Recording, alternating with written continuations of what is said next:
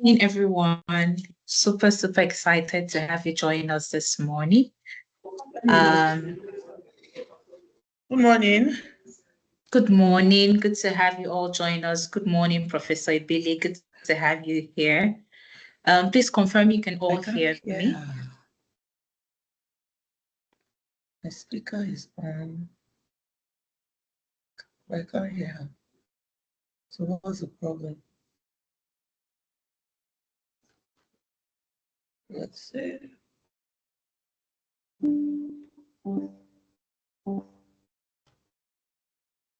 Can't hear her. She moved on speaker. Oh, okay.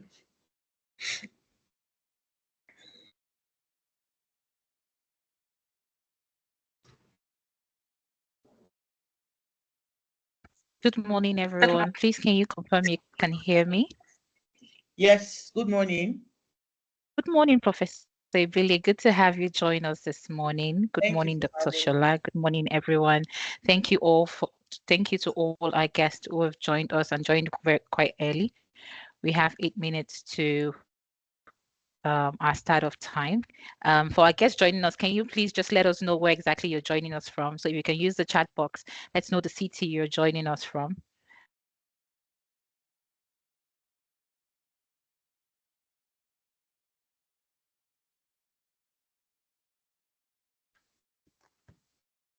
Oh, Kende is joining us from Lagos. Good to have you here, Kende, and thanks for joining.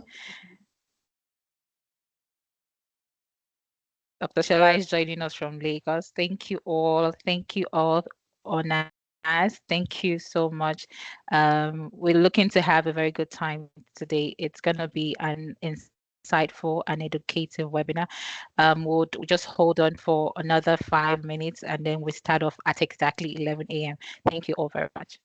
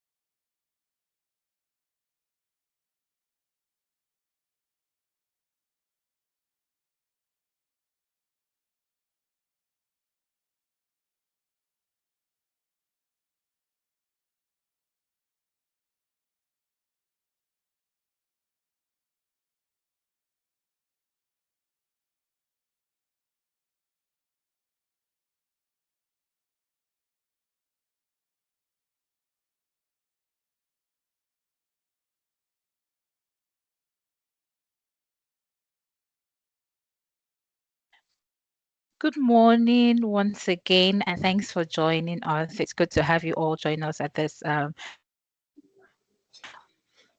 webinar. Good morning. Graham, and for today's session. Good morning, Dr. Bailey. It promises to be a very exciting, informative, and insightful session. Can you please confirm you can hear me? If you can hear me, just throw me an emoji. We can hear you. Okay, amazing, amazing, amazing. Once again, good morning, good afternoon, everyone, for joining us from whatever part of the world you're joining us from. And you're welcome to this Sickle Cell Awareness webinar organized by Access. I'm delighted to have you here today, and we come together to we're going to be discussing important health issues that affect millions of lives globally. A brief background at Access: we're committed to raising awareness and providing necessary support for individuals and families that are impacted by sickle cell disease. As we all know, the month of September is a sickle cell awareness month, and we thought it necessary to have this webinar to demystify issues around sickle cell disorder. We have in our midst today, we've brought together the most esteemed experts in this field to discuss and dispel misconceptions, share valuable insights, and highlight the importance of collective effort in improving the lives of persons with sickle cell. Once again, we're very honored to have you join us here today, and we look forward to a very insightful and amazing session. So it's gonna be, we'll be having professionals, medical experts do presentations, but we can always would like to engage with you more. You can use the chat box, you can use the Q&A box. It promises to be a very, very, very, very, very amazing time. Without further ado, I'd just like to give a brief context or background to the sickle cell disease. Sickle cell disease is a genetic blood disorder that affects the shape and functions of red blood cells. I'm not a medical expert. We have medical professional. We have a professor in our midst, so should do good justice to the concept, but I just want to give a brief overview, right? So this sickle cell disease is a genetic blood disorder that affects the shape and functions of the red blood cells, right? And in sub-Saharan Africa, the disorder is a lot prevalent and it is research has shown, right, that 75% of global cases occur in this region, and Nigeria bears a huge burden of that, with over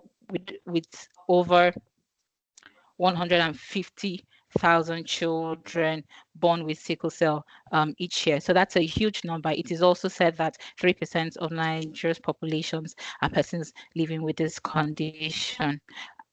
With this comes certain myths, misconceptions, and for lack of a better word, mystery around what is not, what should be, what shouldn't be. So it's in view of that we have brought together these experts, this highly skilled professional, to talk to us about the sickle cell disease, how we can support as a corporate organization, how we can support persons really living with sickle cell, what are the cures, basically the entire 9 years. So thank you all once again for joining, and I would not waste so much of your time. We'll just go straight on to the first presentation. Like I had earlier mentioned, we have a professor of hematology in our midst. And before she takes over, before she goes ahead with her presentation, I'd just like to do a brief citation.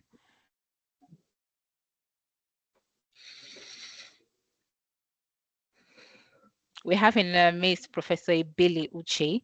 She's a distinguished professor of hematology and a consultant hematologist at the Lagos State College of Medicine and the Lagos State University Teaching Hospital, where she currently serves as a head of hematology department. She has a fellowship at the National Postgraduate Medical College of Nigeria. Professor Uche's research primarily focuses on sickle cell anemia and related disorder. She has over 70 research articles published in both national and international peer-reviewed journals.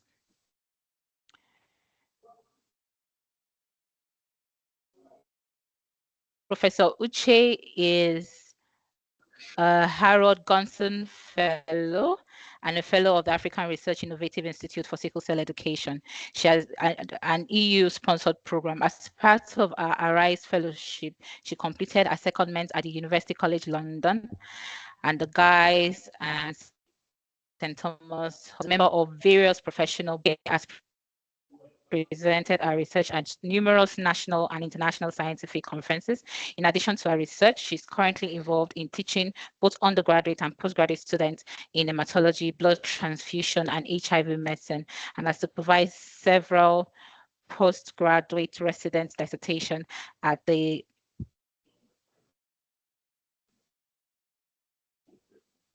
National Postgraduate Medical College of Nigeria. Can we give a virtual applause to Professor Uche? Thanks for joining us as she takes on Thank our you very much. presentation. Thank you very much Yes. for having me. Let me just try and share my screen. Can everybody see my screen? Hello? Yes, we can. Yes, we can. Yes, we can. Okay, Yes, we thank you can. very much. So today we are just going to be talking about sickle cell disease. We'll talk about the science, the stories, and the solution. Um, It is important to note that even though there's a World Sickle Cell Day that is usually celebrated in June, September is actually designated as a sickle cell month. And so throughout the month of September, we are dedicated to raising awareness on what sickle cell is, how it affects an individual, how it affects the family, and how it affects the society at large. And the theme for the awareness month would be sickle cell matters, meaning that every individual that has sickle cell matters in the grand scheme of things.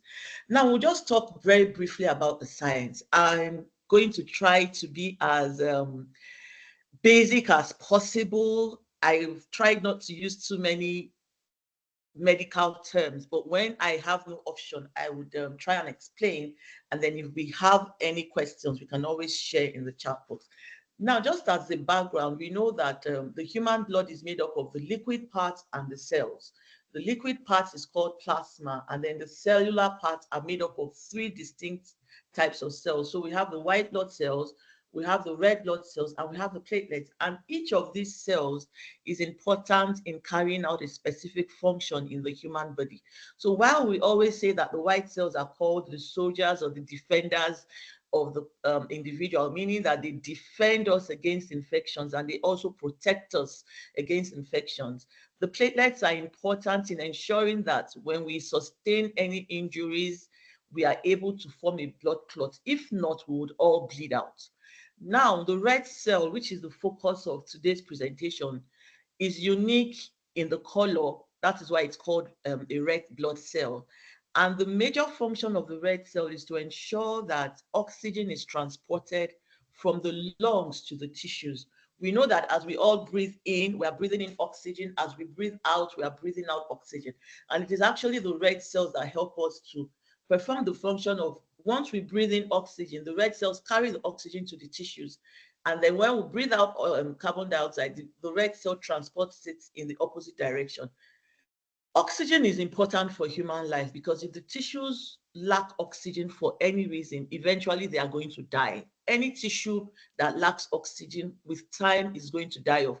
And so that's why, for example, you see a patient that has a heart attack, what we usually call a heart attack, which is medically known as a myocardial infarction. All that is telling us is, for some reason, the muscles of the heart lack oxygen.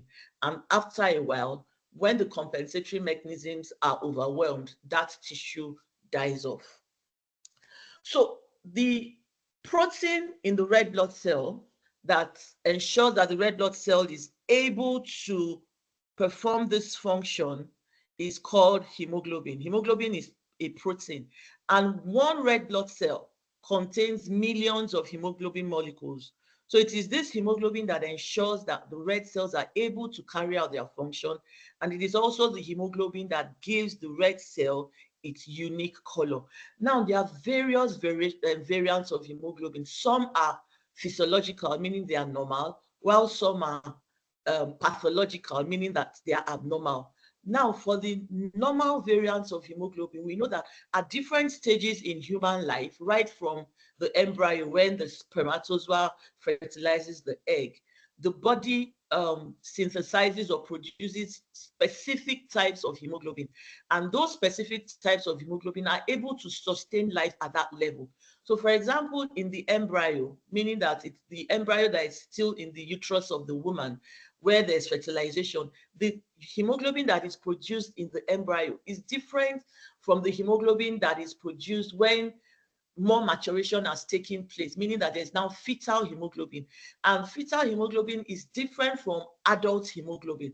And so it's a spectrum, and that is physiological, meaning that there's the embryonic hemoglobin, which is the earliest form of hemoglobin, and then we now transit to fetal hemoglobin.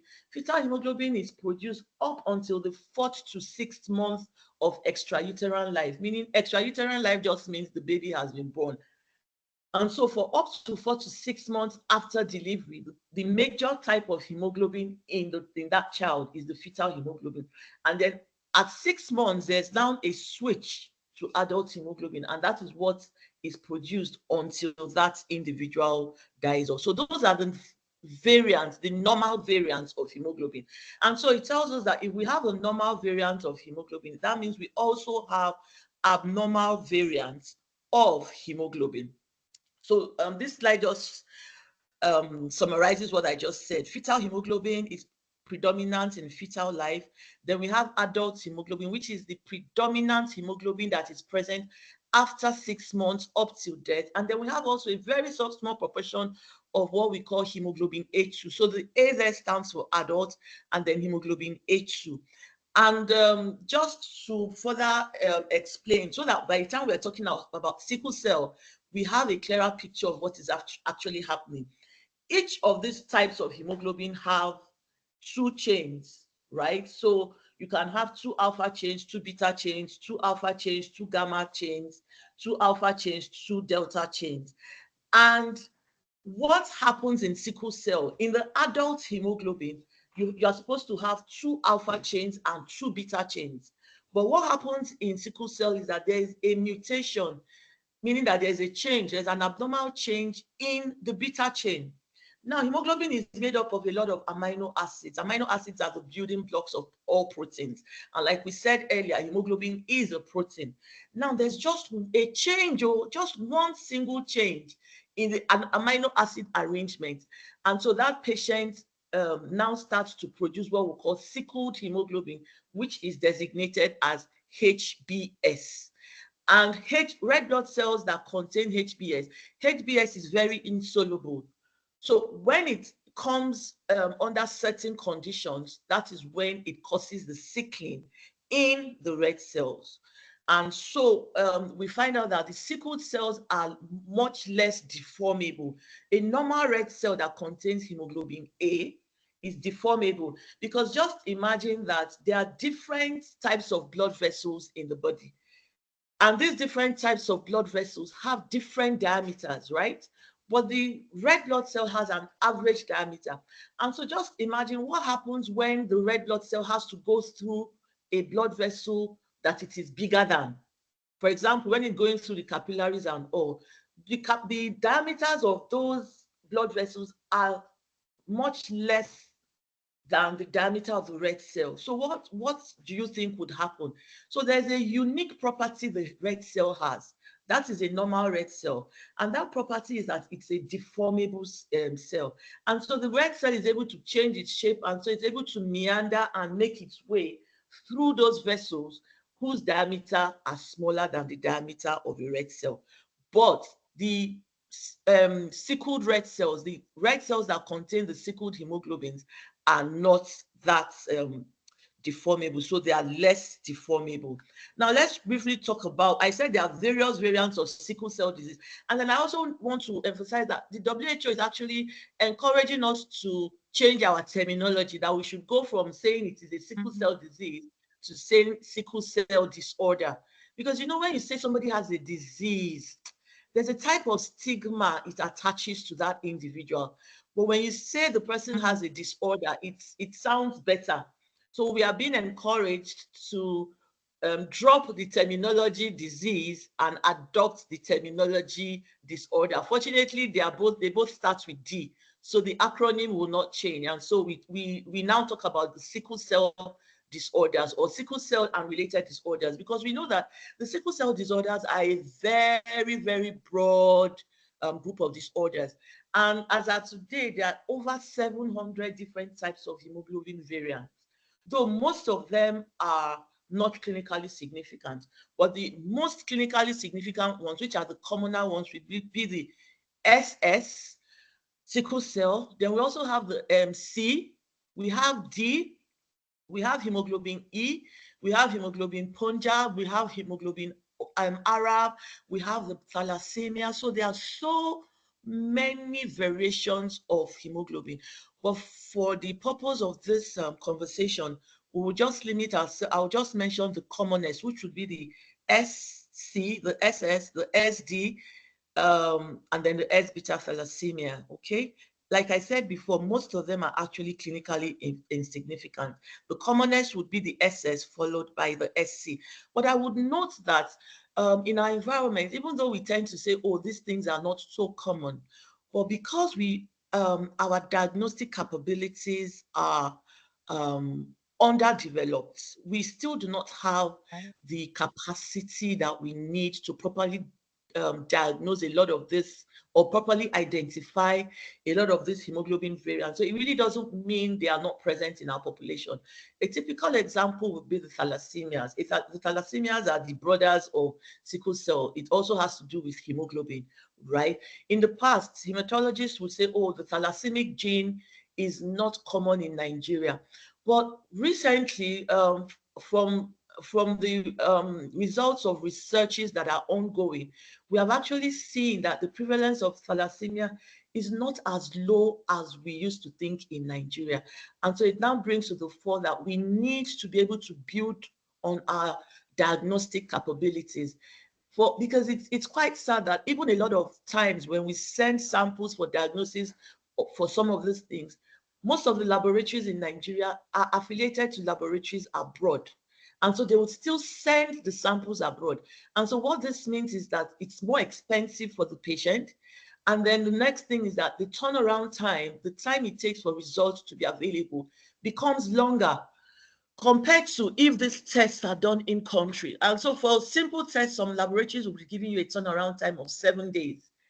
Okay, so one of the things that I hope we would leverage on coming from this presentation would be, how do we begin to build capacity in country in order to ensure that proper diagnosis is made, early diagnosis is made, and then treatment is more effective.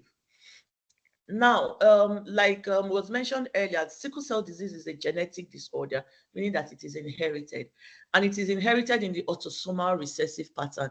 What that simply means is that an individual needs to inherit 2 copies of that abnormal gene, one from the mother, one from the father, in order to manifest the physical features of that disease. So that means for an individual to be HBSS, that individual has inherited 1 S from the mother and has inherited the second S from the father. For an individual to be SC, they have inherited 1 S from the mother, 1 S, and a C from the father, or vice versa. So it just means that the 2 abnormal genes are inherited from both parents. So that makes us understand that an individual that is AS does not have sickle cell. That individual is just a carrier, because that individual has inherited an abnormal gene, which is the S, from one parent, but the other parent the individual has inherited an A, which is a normal variation of hemoglobin. And just like has been said earlier, Nigeria actually bears the greatest burden of sickle cell worldwide. So it is documented that Nigeria has the highest number of human beings living with sickle cell. And it is quite sad and unfortunate that even in 2024, babies are still being born with sickle cell. And so that just tells us that there's still a lot of work to be done. Okay. And we know that the prevalence of the sickle gene in the population is as high as 25%. Now, that is different from the prevalence of sickle cell. The gene, meaning that 25% of the population has one S gene, meaning that 25% of the population are carriers. And so you can agree with me that that's quite a high percentage. And the prevalence of sickle cell disease or anemia in our environment, some researchers would tell you 2%, some would say 3%, but it ranges between 2 to 4%. And so I leave you to do the math. If we are told that Nigeria has a population of over 200 million, I'm sure that we are closer to 250 million now. And so you do the math and then you see that those numbers are quite high. And it is important to say that those numbers are not coming down.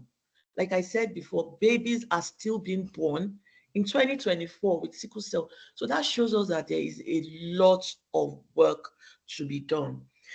So what happens? I mean, okay, I've inherited one S gene and another S gene from my parent. I've inherited an S from my father. I've inherited an S from my mother. So what now happens? Okay, just like I said before, the red blood cells that contain sickle cell have a very short lifespan.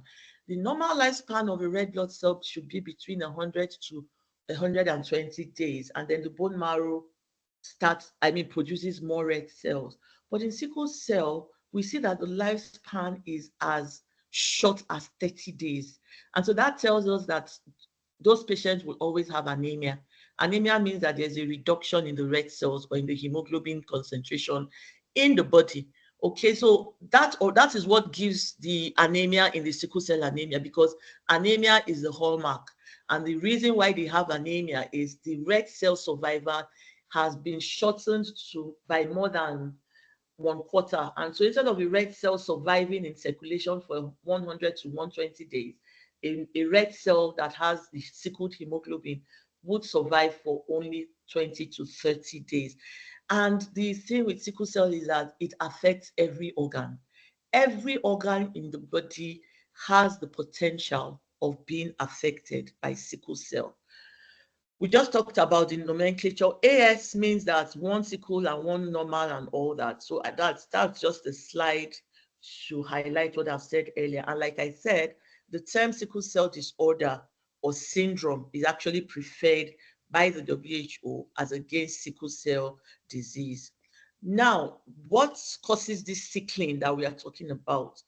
The hallmark of sickle cell is the presence of irreversibly sickled cells in circulation. Like I said, normal red cells are deformable as they pass our blood vessels, but the irreversibly sickled cells have lost this capacity to return to a normal shape. So for sometimes when blood is flowing in a patient with sickle cell, when the blood flows in areas where there is low oxygen tension, example in the lower limbs, in the legs, okay, when blood flows through there, because of the low oxygen tension, the cells will sickle. But when they go back to areas where the oxygen concentration is normal, the cells unsickle, right? But in irreversibly sickled cells, they have lost this capacity to return to normal on re-exposure to oxygen. And that is why you see that a lot of sickle cell patients would have chronic leg ulcers. And that is because of the low oxygen tension in that area. Okay. Now, so the red cell now contains the sickled cells, and these red cells are irreversibly sickled. And what happens in this irreversibly sickled cell is that the hemoglobin inside the sickle cells, remember that we said that once a red cell has over 200 million hemoglobin molecules. So these hemoglobin molecules undergo what we call polymerization and just keep stacking upon each other. And so the sickled red cells have increased fragility, they have a shortened lifespan, and so the patient would always have a chronic hemolytic anemia. And that is why it is important to put the patient on folic acid. And if you know any patient that has sickle cell, you would realize that folic acid is part of the routine medications that are given, because folic acid is important when the bone marrow needs to make more red cells. Okay, now, sickle cells are very rigid. We've talked about it before. And then because they are very rigid, they can cause blockage of blood vessels. And this is what we call vaso-occlusion. And this is what actually gives you the bone pain. Bone pain just means that there's vaso-occlusion. The cells have occluded the vessel, and so blood is not flowing. And because blood is not flowing, oxygen is not being delivered. And we know that any tissue or cell that lacks oxygen, one of the first symptoms of a lack of oxygen is pain. That is why someone that is having a heart attack will have a very severe chest pain. Okay, so pain is the hallmark of vaso-occlusion and tissue infarction. And so the hallmarks of sickle cell disorder would be anemia because of the shortened lifespan, and then vaso-occlusion. Okay, I think I've gone through all this. So we'll now talk a bit about the stories, even though I wish we had a warrior here to actually give us an insight from a patient's point of view. But I've We had do cause. have, Professor. We do have. Oh, brilliant, brilliant, brilliant. So I've had cause to um I'm trying to write a book, okay, not a medical book, an everyday book. And so I've been collating experiences of my patients. And so I'll just put in a few of the responses I got. So this says, "Thank you, Jesus. I have been on admission for the past 2 weeks. Sorry if you messaged and I didn't tell you, it was non-stop pain. It ended with me getting my blood exchanged, getting discharged. The funny thing was that immediately after the exchange, the leg pain started again. It was frustrating. I was crying." So, I mean, this just gives you, when this person ended by saying, "After 2 weeks, no way, I'm going home. Plus, when are you 100% pain free with sickle cell?" A rhetorical question. You will just grow old in hospital. You will just have to go and manage the remaining pain at home. So that is one response. The other one would say, not all sickle cell crises have triggers. Sometimes it's just sickle cell being sickle cell. It's the nature of the condition. And then someone else says, "We really underestimate how hard it is living with sickle cell. And it doesn't matter if you got a red cell exchange or left the hospital feeling brand new some days before. It is how you can wake up with pain at any time, no matter how good or compliant you have been. Very exhausting." This one says, "It seems my body is taking back all the sleep it has missed because of pain. The last 3 to 4 weeks have been rough. I was just discharged last night. Admitted for the second time last week, Monday. This time the pain was so bad. It's been so long I had such severe pain. Pain that kept me up most times. I cried so much. The week after the discharge was spent in so much pain. I eventually had to go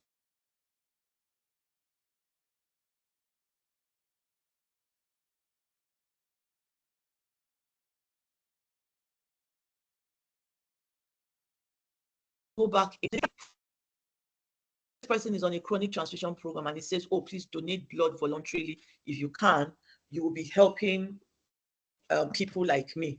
So, I've just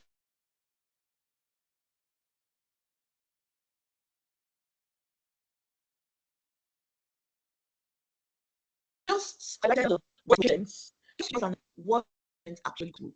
And I always tell even fellow doctors, I always tell them that sickle cell patients, over time, they grow so accustomed to masking their pain. Over time, they develop such high pain threshold that it is very easy to dismiss their pain. I have had doctors say to me, "Oh, that your prof, that your patient that you say is having crisis, he's pressing phone." And I have to say, that may be his or her coping mechanism. A sickle cell patient doesn't have to come in. I've had colleagues that say to me, "Oh, we didn't admit this person. This person was not crying now." And I ask, does a patient need to cry? Pain is a very subjective thing. Even when assessing pain, you cannot feel pain for somebody right? And except there is maybe a swelling or something, you cannot elicit pain. Most sickle cell patients that have pain, they just have pain. And so it's important that we as healthcare providers understand that over time they learn to mask their pain. Number one. Number two, over time they develop such a high pain threshold that what will make some of us be rolling on the ground, a sickle cell patient is sitting down and he has developed a high threshold to pain. And it's also important for colleagues in the office.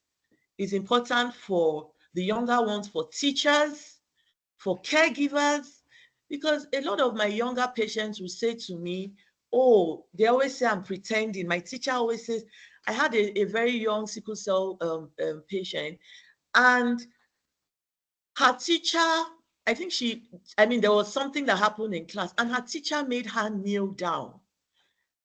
And this is a child that was barely functional because of bone pain. And the teacher made her kneel down. She was 11. And she told the teacher, of course, the parents had shared her medical diagnosis with the school. So it wasn't like they didn't know, right? And she told the teacher, oh, I'm not feeling too well. The teacher insisted. And a teacher in Lagos, Nigeria, in a private school where parents are paying so much, kept an 11-year-old sickle cell patient kneeling on the bare floor for 38 minutes. And that girl landed with the worst crisis I have seen in her. And so, when she kept telling the teacher, said, there's nothing wrong with you. You are pretending, you're this, you're that, until she practically collapsed. And I think the parents, it's now a legal issue because the parents had to take it up legally, So the problem is a sickle cell patient does not wear pain on his or her face. And so we as caregivers, healthcare practitioners, colleagues in the office, teachers, parents, brothers, sisters, even in families, a lot of siblings, because there's sibling rivalry. So a lot of siblings tend to think that sickle cell patients, are given preferential treatment. Oh, I get people saying, oh, they don't, my mother will not allow her to sweep. So we need to start educating ourselves that, look, and we also know that these sickle cell patients, they really do not like being sick. And that is why I have patients that I literally have to tell them, you are working too hard, because they do not want to be seen as invalids, which is what we tend to do in Nigeria, especially. We tend to want to label them with that invalid tag. And a lot of them want to prove to us that, look, even though we have these limitations, it doesn't mean that we cannot function properly in the society. And so they tend to push themselves more. So I think one of the take home from this discussion should be empathy. Empathy in the office, empathy in the home, empathy in the workspace, in the family, as a friend. Let us learn to give them all the emotional support that we can, because we know that even medicine has documented that a lot of patients, apart from the medical aspect of treatment, the emotional, psychological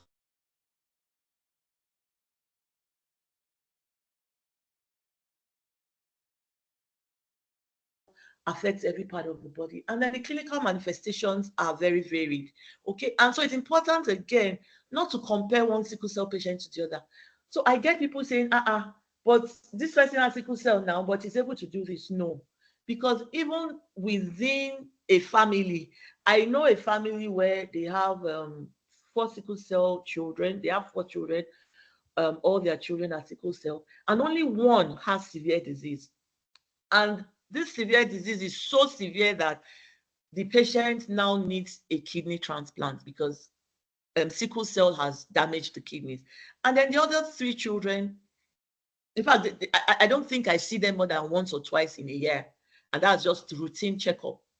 So you cannot use the presentation of one sickle cell patient to assess another sickle cell patient. The clinical manifestations are varied. So you can have 10 people that have SS and they all have different degrees of severity. Now, there's a science behind that, but I don't think I don't think I want to go into all of that. But the most severe form of sickle cell disorder will be the SS or the S beta thalassemia. Patients that have SC usually tend to have very milder disease. And we said that the major features, the hallmark of sickle cell disorder would be the hemolytic anemia. Hemolysis just means breakdown of red cells, anemia, and then the vaso-occlusion. And this vaso-occlusion can lead to acute and chronic pain and tissue infection. And so it's also important to note that it is not only when a sickle cell patient is in crisis that they have pain. There's a chronic pain that is always ongoing. Remember that sickle cell is a chronic disorder, and with chronic disorder comes chronic inflammation. So there's chronic inflammation going on all the time in these patients. And so a patient may not be having a full-blown crisis, but that patient is still in pain because there are other reasons why that patient is in pain. There's a chronic inflammation, there's a neuropathic pain. And so it's also important for us to note that a sickle cell patient can go to bed today very well and wake up tomorrow, nothing has triggered it and there's pain. And then there are those sickle cell patients that are always in some form of pain or the other, okay?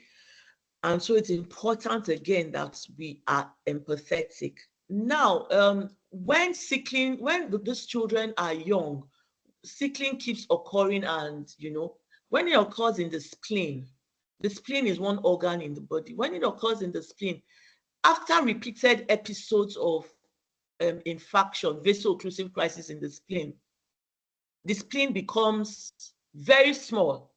So if you do a scan of a patient that has sickle cell, you would see in the scan report, splenic autosplenectomy or splenic infarction. The spleen has become very small. Now we know that even though we can live well without our spleen, but the spleen is important in protecting us against certain types of microorganisms, right? And so because these patients do not have a functional spleen, they are exposed and vulnerable to infections from certain types of organisms. And so that is why it is important as part of the holistic care to be sure that every sickle cell patient is up to date with their immunizations. And then for children, in addition to immunizations, you'll notice that children are also given penicillin V up to at least 5 years. Now, the decision to extend penicillin to adulthood is purely personal. I have some patients that are okay with continuing with their penicillin prophylaxis for life, but some are not so comfortable because of the number of tablets they have to take. So after the age of 5 years, it may not be so important, but you must make sure that such patients are up to date with the immunization. Then I forgot to mention that the reason why a newborn baby would not manifest the features of sickle cell would be because, if you remember, we said that there's a high concentration of fetal hemoglobin in the newborn up to 4 to 6 months. And hemoglobin that contains, red cells that contain fetal hemoglobin will not sickle. And so the child is well up to 4 to 6 months, but at that 4 to 6 months mark, where the hemoglobin production now switches to adult hemoglobin, which is where the problem is, the child will now begin to manifest symptoms. So sickle cell is characterized by episodes of crisis and steady state. And steady state simply means, I've not been to the hospital for 4 weeks, I've not had a transfusion for 3 months, I've not had any infections in the last 4 weeks. So that means, this is my steady state. So if you notice in that definition, it says no acute painful crisis that requires hospitalization, which brings me back to my point that sickle cell patients are always in pain. But if that pain does not require hospitalization, then it's not counted as an acute painful crisis, okay? Now, I've given a table to see the acute complications and the chronic complications. So we said infections, pneumonia, meningitis, anemia, because they are always breaking down their red cells faster than normal, they would have hemolysis. Also, there's what we call an aplastic crisis, which is due to a viral infection. So the virus infects the red blood cells, and causes a very severe anemia. And then in children that still have a spleen, sometimes the spleen just mops up all the red cells, and that child will have anemia due to sequestration. Okay, in the brain, sickle cell patients have strokes. Sickle cell patients can have seizures. And so that's why it's also important in childhood to monitor the patient using what we call a transcranial Doppler. So the transcranial Doppler is a procedure that is done. It's just like having an ultrasound of the brain. And what it tells us is that it gives you the risk of this child having a stroke.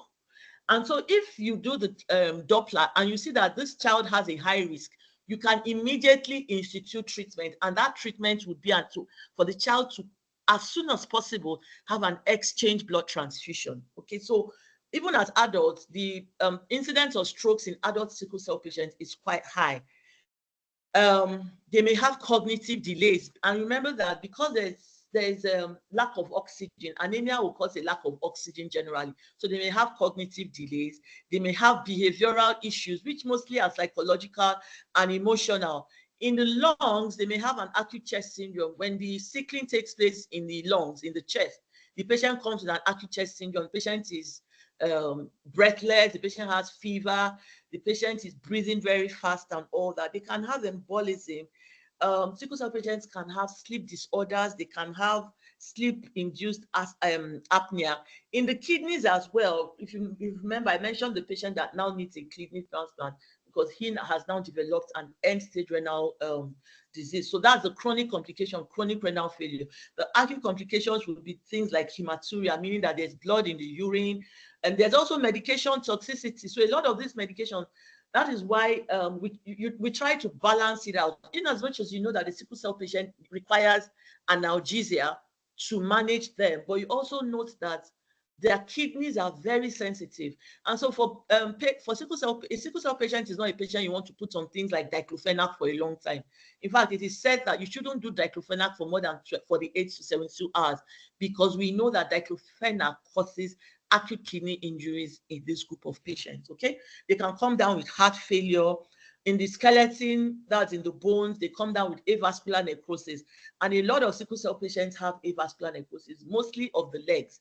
And so those are the sickle cell patients you see that have a limp, okay, or always complaining of pain on the hips, on the shoulders, okay. And when the avascular necrosis is progressive, they may need hip replacement or even shoulder joint replacement.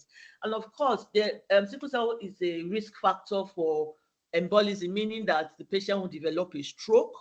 The patient may have a multi-organ failure. So you can imagine if sickling is happening in all these organs at the same time. If proper treatment is not instituted, all the organs will fail. And so we say the patient has developed a multi-organ dysfunction syndrome.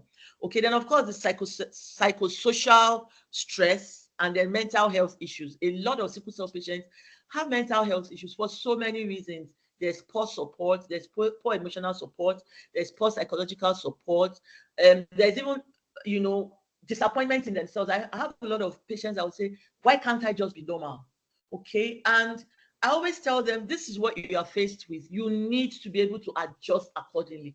And so those are some of the things that the patients can come with. And of course, in the liver, you can have acute liver injury. You can have gallstones. So a lot of sickle cell patients have gallstones and eventually need to take out their gallbladders. In the eyes as well, you can have retinal detachment, but this is common now with patients that are SC rather than SS, right? So patients that are SC tend to have more eye complications. And of course, a sickle cell patient gets pregnant, okay? We know that there are fertility issues, fetal and maternal complications. We know that for men, they have priapism. Priapism simply means painless, purposeless, persistent erection. And so the patient just wakes up with an erection and nothing brings it down.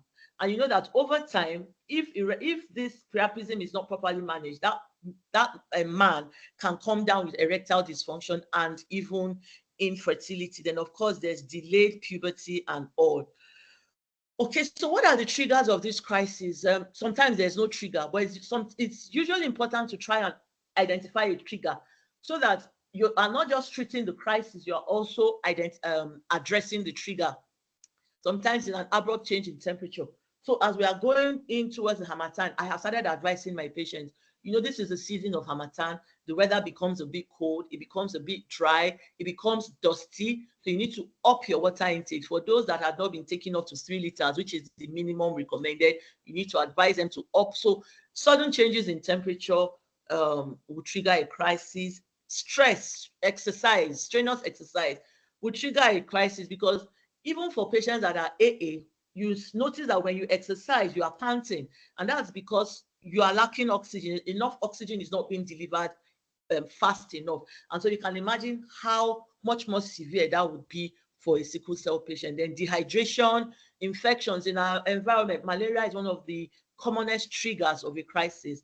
High altitude, especially due to low oxygen. I have had sickle cell patients that have had to travel with oxygen concentrators, okay, because when they're in the air, because of the high altitudes, because of the low oxygen tension, that may trigger a crisis. And so it's very common that a patient has a 6-hour flight, comes back, and a crisis has been triggered, and that's because of the high altitude. Of course, alcohol, smoking, and so that is why sickle cell patients have no business smoking or excessive drinking. But again, it's important to note that a trigger factor may not be identified. I would soon be done, I think, time. So I've just given a diagram there. So and what are the solutions? The first thing we should ask ourselves would be, what are the treatment goals?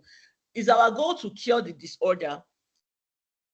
Our goal may be to reduce the symptoms, prevent crisis, treat the anemia, prevent organ damage.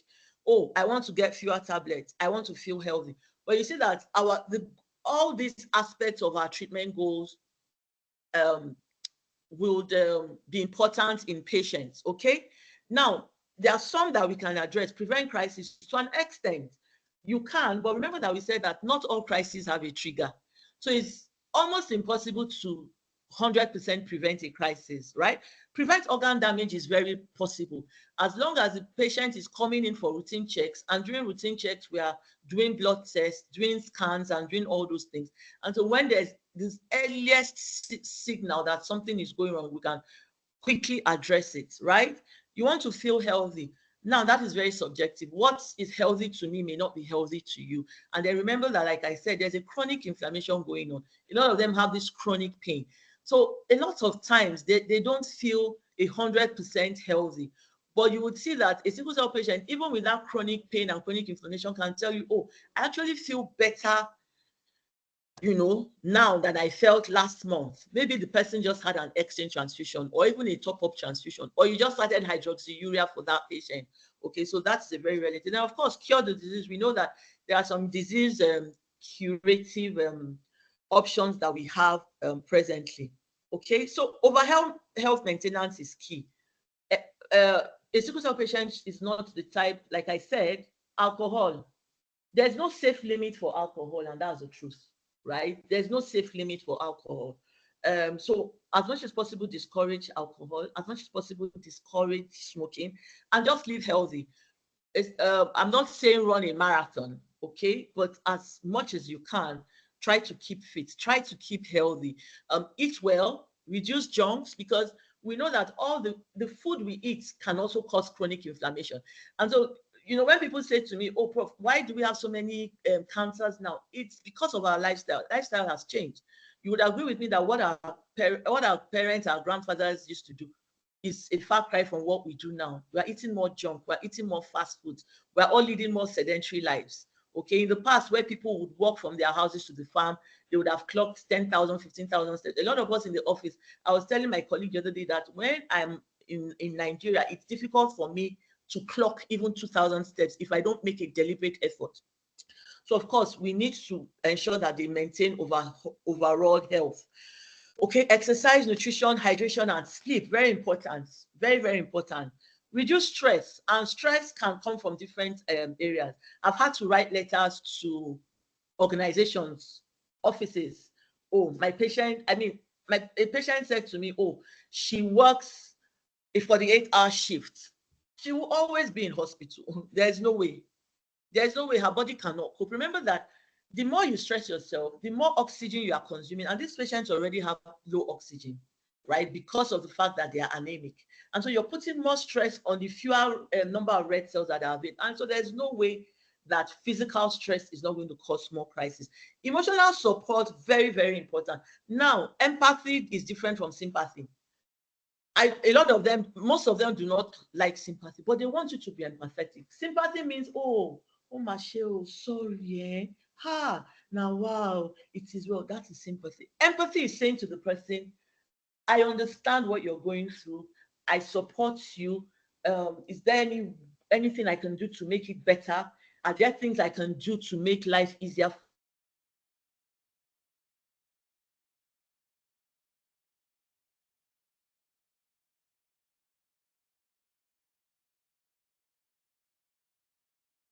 for you? Our patients are seen by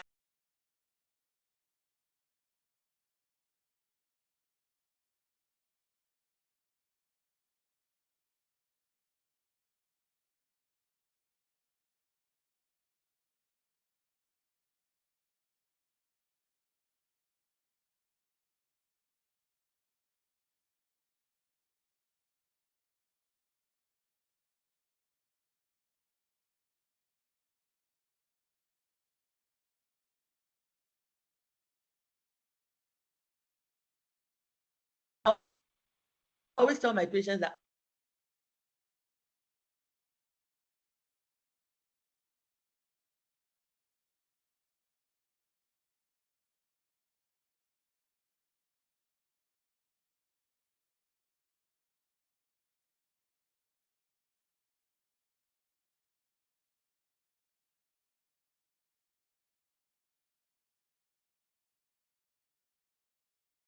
the solutions, as at 2021, this is what we had.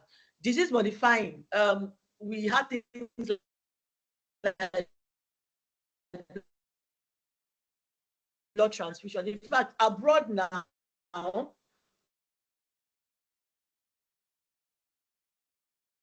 most patients are put on chronic transfusion program and exchange program. And so an exchange blood transfusion simply means that you are taking away blood from the patient that has the sickle cells and you're replacing with genotype AA blood. And this procedure usually takes place between every 8 to 10 on the. Okay, so that is done abroad, standard for patients that have moderate and severe disease. It means that we have one, we don't have enough blood to make to access this. Why? Because our culture of voluntary blood donation, we don't have that culture. Abroad, 100% of all transfused voted, but in Nigeria, I think the executive secretary I think she's also on this talk. In Nigeria, if I have a blood donor, voluntary, non-remunerated, but we are still far off. And so that is why it's difficult to institute transfusion program. And then of course, hydroxyurea. Hydroxyurea is what we call Guboishe. It has so many uses, but in sickle cell patients, it is so effective. It is so effective. As a rule of thumb, now in the UK, US, all children that are born with sickle cell, a matter of routine, are placed on hydroxyurea. Of course, it has its own dosage, right? But we find out in Nigeria that a lot of patients are still not on hydroxyurea. Hydroxyurea is said to be relatively cheap, but you and I know that cheap is very. A lot of patients will still tell you that they cannot afford hydroxyurea, but those that can afford hydroxyurea is very, very, very expensive. Okay, then of course we have painkiller, penicillin, about penicillin. Immunizations, folic acid, hydration is very important. You know, nutrition is a where we are in 2024. We have which is again hydroxyurea. It said that it reduces crisis, increases hemoglobin in most patients. So I have patients that would have a crisis a year. For patients after hydroxyurea, they do very well. And you see that like strong crizanlizumab, that was a miracle drug that was introduced last year, 2 years ago, but its approval has now been run by the European Health Association and no longer used in the UK. I put the look here, and then I'm sitting down, and then I say mail to say that Pfizer has withdrawn Voxelotor as well. So it seems that the miracle drugs that we were so about are no longer used, not because they do not improve this in patients. Remember that whatever treatment you want to be sure that the benefits outweighs the risk. So they have said that the risks of crizanlizumab and voxelotor, the risks associated far outweigh benefits to patients, so have stopped it. And of course, there are a lot of clinical. We do not have access to trials. I mean, there are some people that would do a clinical trial in Nigeria because, like we keep saying, when we in the national conference, we keep saying that Nigeria bears the highest budget of worldwide. We have the patient in my last alone. We have an estimated about sickle cell patients in our clinics alone, and so you can imagine the numbers that we have collectively.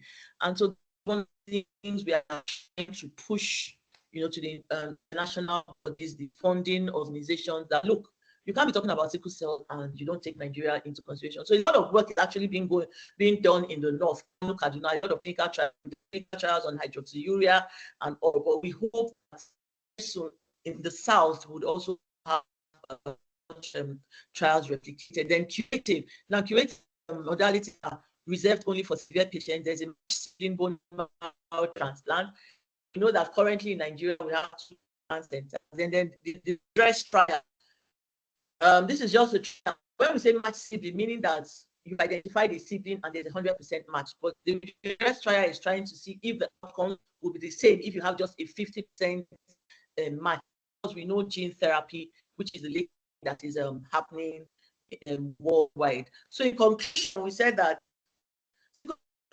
this is a multi-organ disorder. Stem cell transplants are available in Nigeria, in Benin, at an average cost of 40 million per person. And so we ask ourselves, how many people can afford the stem cell transplant for sickle?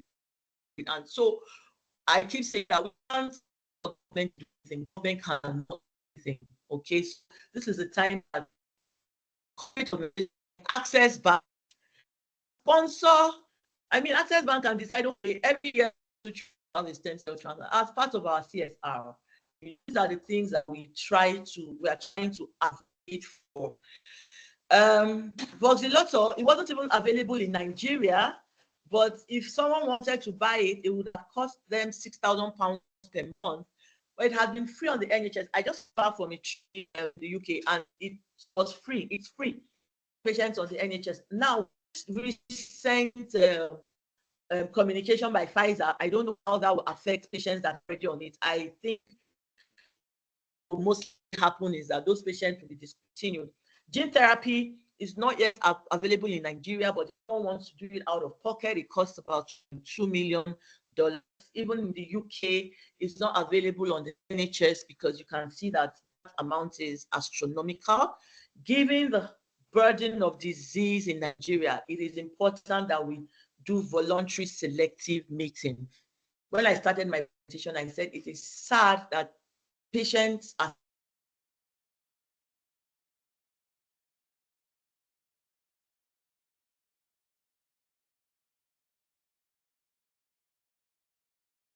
babies are still being born with sickle cell in 2024. And know your genotype. And it's not enough to know your genotype. You need to go to a center, a facility. Have had cases of people that say, oh, I was told I was AA, and then suddenly they said I'm AS. That is because of wrong diagnostic techniques. And so please, it's important that if you want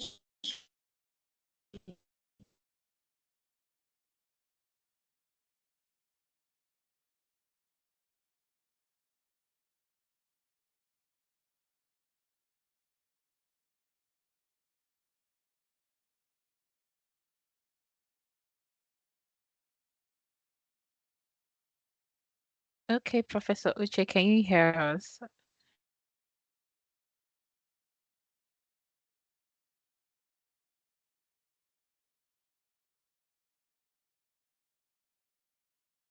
I believe Professor Uche is experiencing a bit of a network glitch, but thank you very much, ma'am, for that amazing session. It feels like we're in a classroom. I think I read a comment from one of our participants in the chat box. It's been a very amazing session. You've spoken to a whole lot of things, and a good number of which we've taken notes here as an organization. And please let's give a virtual round of applause for Professor Uche. Let's just keep it coming. Let's give a virtual round of applause for Professor Uche for that very insightful session. Without further ado, I think we'll just go into the next speaker. Professor Uche made mention of the need for blood transfusion as one of the ways in which we can support persons living with sickle cell disorder. I also took notes of the correction, sickle cell disorder as against sickle cell disease.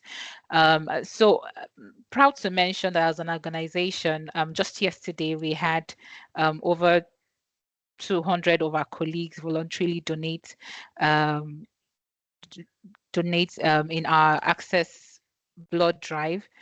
So this was an initiative to commemorate the Sickle Cell Awareness Month that is currently ongoing in the month of September. But let's hear more about blood transfusion as a lifeline for persons, for sickle cell warriors. And to do justice to that topic, we have none other than the Executive Secretary of the Lagos State Blood Transfusion Service in the person of Dr. Bodunri Oshimokai. She's here with us. And before she takes over, I'll just like to do a brief introduction of Dr. Bodunri.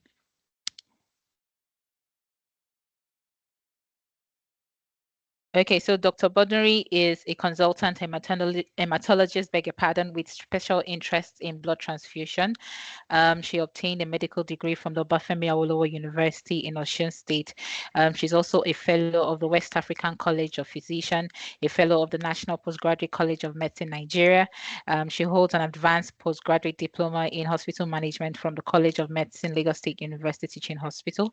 She also holds an MSc in public health from the University of Suffolk, that's in the United Kingdom, and she's presently running a master's in public management at Babcock University. Dr. Boduri has over 18 years experience in clinical and laboratory practice in Nigeria's public and private health sector.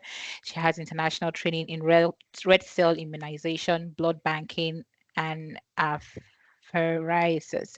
She has served in key positions in various committees and organizations related to blood safety. She's active in clinical research with her published articles in journals of international and national repute. Dr. Boduri is a member of the Nigerian Society of Hematology and Blood Transfusion, member of the College of Nigerian Pathologists, and many more. So she currently serves as Executive Secretary of the Lagos State Blood Transfusion. Let's give a virtual round of applause to Dr. Boduri as she takes us on the topic. She does a presentation on the topic blood transfusion, a lifeline for sickle cell warriors. Dr. Boduri, can you hear us? If you can, please, you have the floor. Yes, I can. Can you hear me too? Yes, you can. Yes, we can. Okay, Yes, I can. Thank you very much for this opportunity to be here. And I do want to say thank you to everybody that donated blood and those who wanted to donate blood but were unable to donate blood. I appreciate you all. I believe this should have come before the blood donation, but a lot of things have happened. The most important thing is that we are here now to talk about this. I also want to appreciate my prof, and my friend. She is an awesome person. She has said a lot of things about sickle cell, and I hope we're able to understand. She has done her best to communicate in the simplest sense. So, Professor Uche, thank you very much. Would you like to share your? I've been trying to share my screen. I'm finding it quite difficult. Would you like to help Okay. Just with that? give me a Yeah, to make second. it Let me easier put for it up. me. Yeah. So while we are waiting to share my screen, I had very good conversations yesterday with Esther and a senior member of Access Bank, and it was good to know that we're trying to sensitize everybody about sickle cell disorder. We talked about the use of disorder and not disease, and how the stigma comes in, especially when you use words like sicklers and things like that. And it's amazing that just talking about things can change the narrative. I remember a particular sentence one of the professors that came to me with me yesterday said, "You use a dogma to remove another dogma," while we're trying to say why warrior might after it will not be appropriate for some people because it looks like you are struggling sometimes. But in another sense, when I say I'm a warrior, I might just be fighting something and I will be winning. So thank you very much for this. I have very few slides. Don't worry, I will rush things up. So I'll be talking about blood donation, the lifeline of people living with sickle cell disorder. You will notice that I have removed the warrior there. I appreciate that you are warriors. We are trying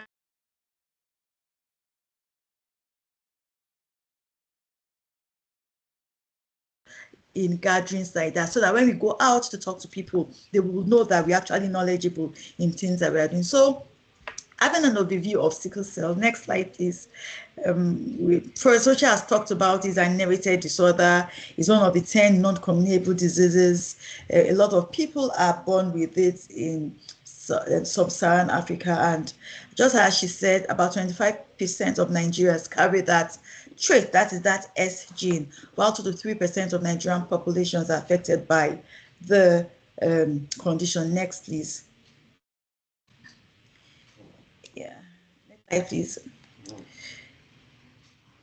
Yes, so this is just a picture about what is where we are. Just there to let you know about how endemic this condition is. So if you look at Lagos keeps growing, and our last census claimed that Lagos was about 20 million, but our last census claimed that we have a population of about 20 million in Lagos State, but the Rockefeller Foundation in year 2022 had an estimate and says that Lagos State is about 26 million inhabitants. And if we project that what is happening in Africa, it is projected that in 2100 that we are going to have about 4.2 billion people living in Africa. So that shows that we're actually increasing in numbers astronomically. Number two, we know that from what Professor Oche has said, sickle cell disorder is a disease, is a condition of the black, as in of black people.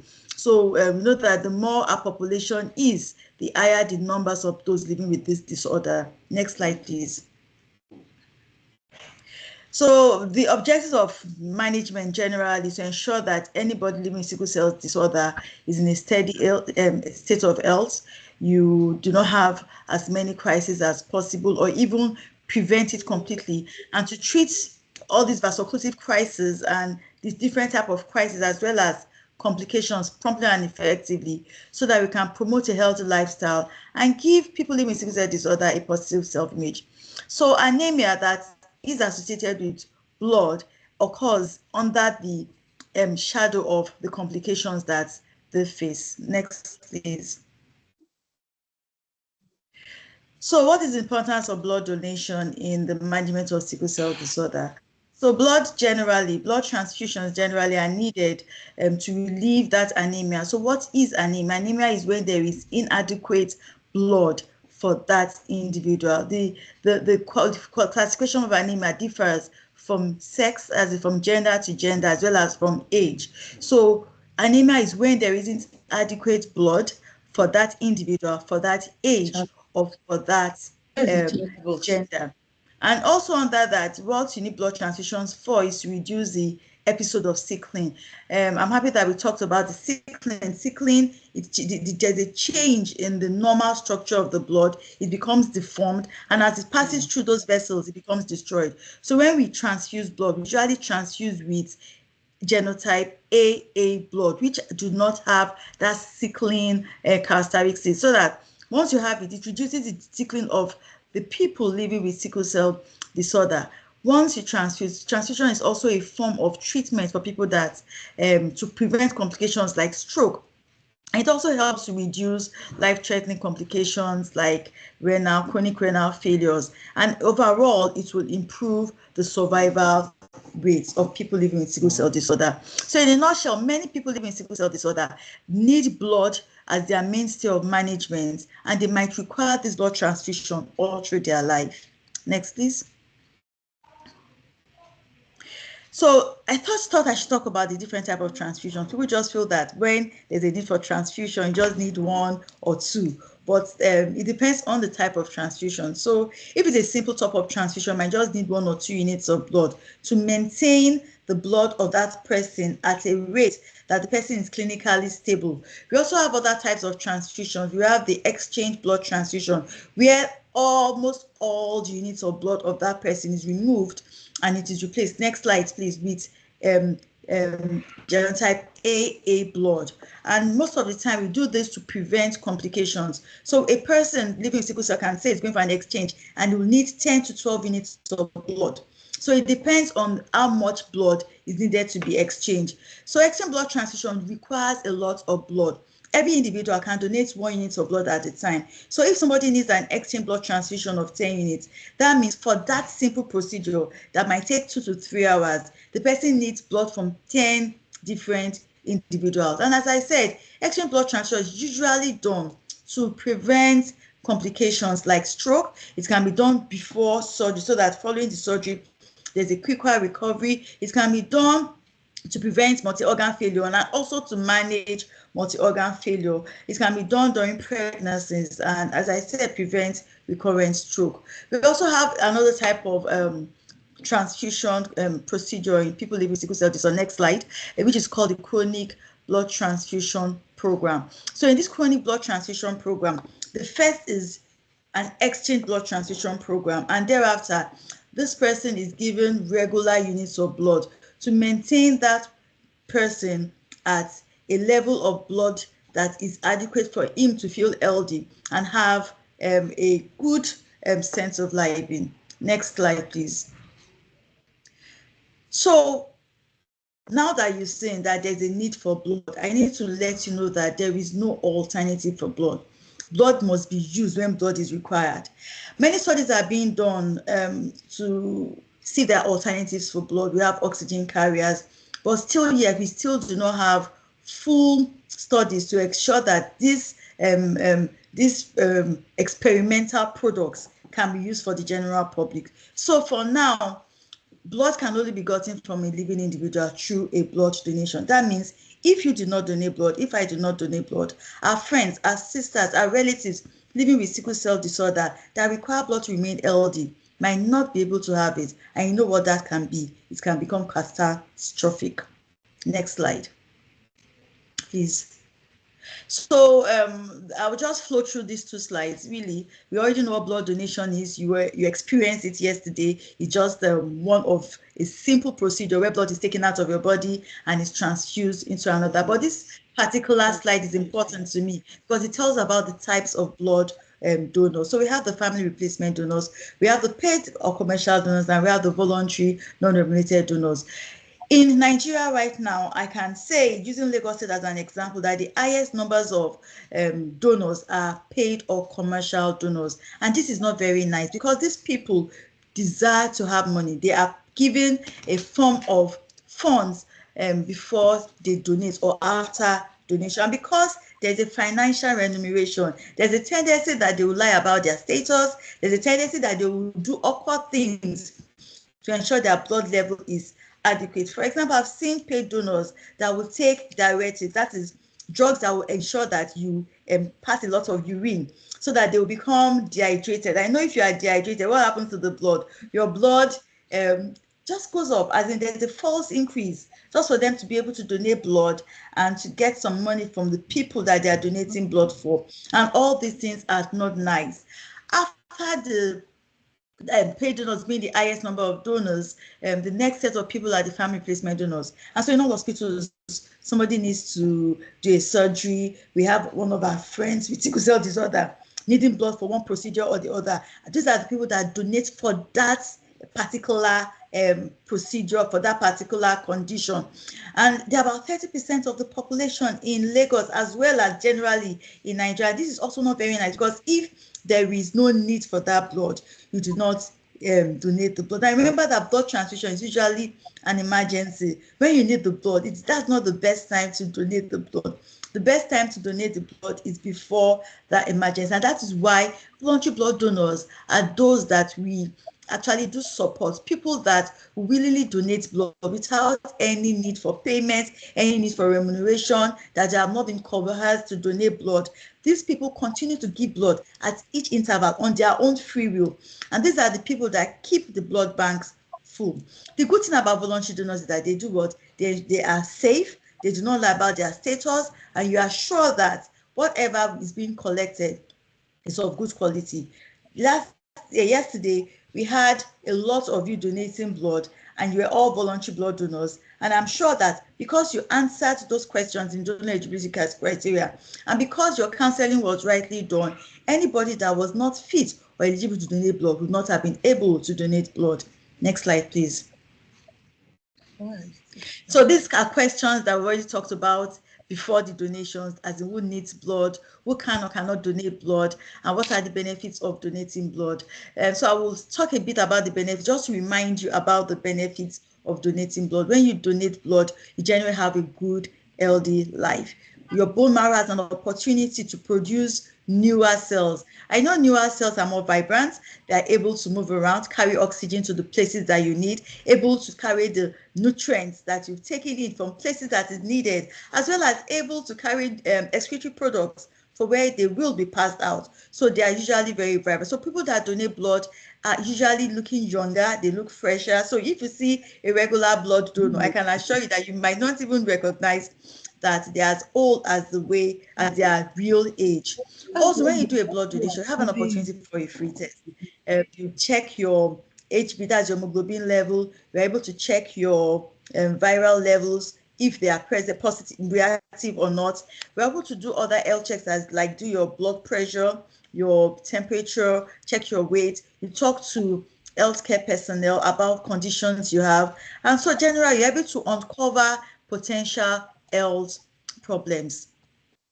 Also, when you donate blood, because you are saving lives, it gives you a sense of emotional well-being, such that people that donate blood regularly, they are not usually depressed, they do not have those anxiety. And so for a place like Lagos, that there is a lot of stress anywhere you go to, be a voluntary blood donor to help to keep your stress levels at a minimum. That is an added one for us here. Next slide, please.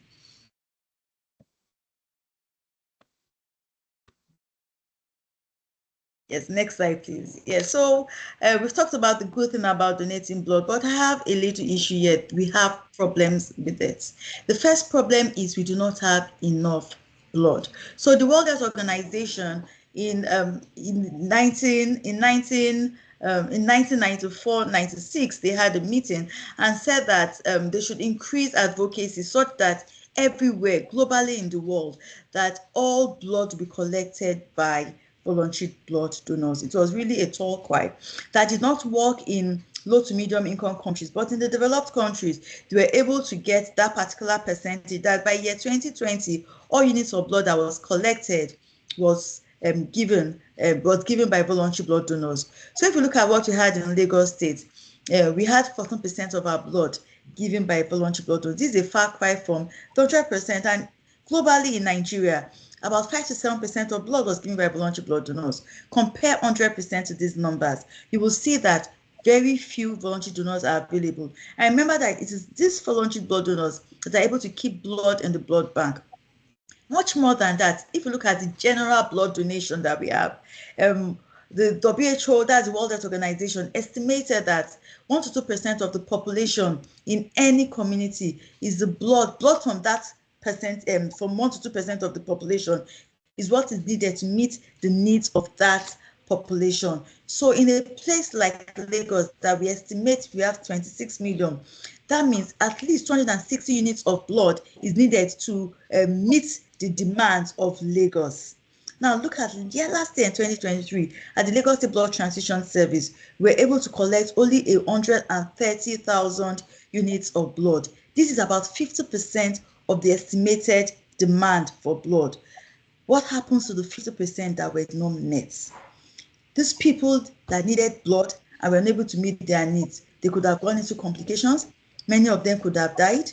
Many of them would have gone home losing office hours, school hours, because these people would not have been able to be optimally good to do their daily life activities. Next slide, please. And this problem is not just in Nigeria, it's not in Lagos State.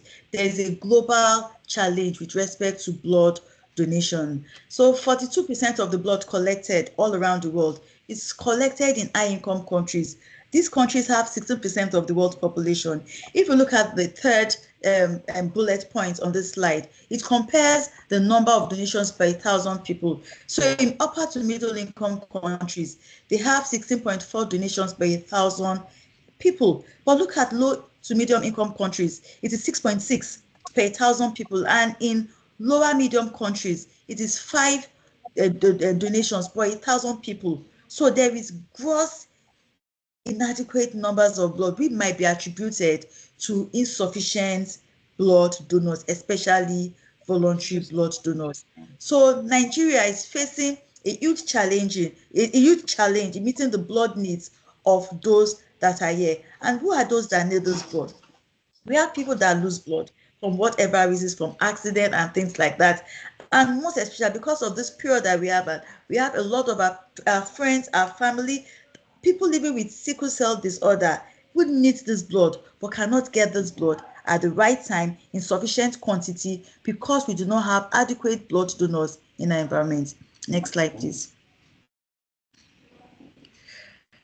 So the challenges with respect to voluntary blood donation, we have already said that we have inadequate voluntary donations, it is low. There are lots of cultural myths and misconceptions about blood donors. For example, people believe that when you donate blood, it will affect your immune system. The immune system is actually strengthened by and protected by the white cells.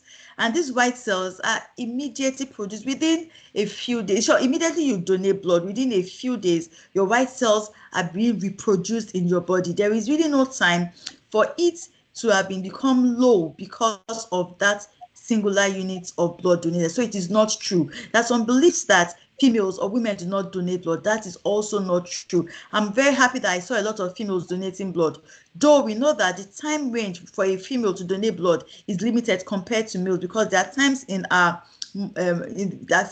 year that we have a monthly flow, there are times when we are pregnant, and there are times where we are breastfeeding. During this period, it's advised that females do not donate blood.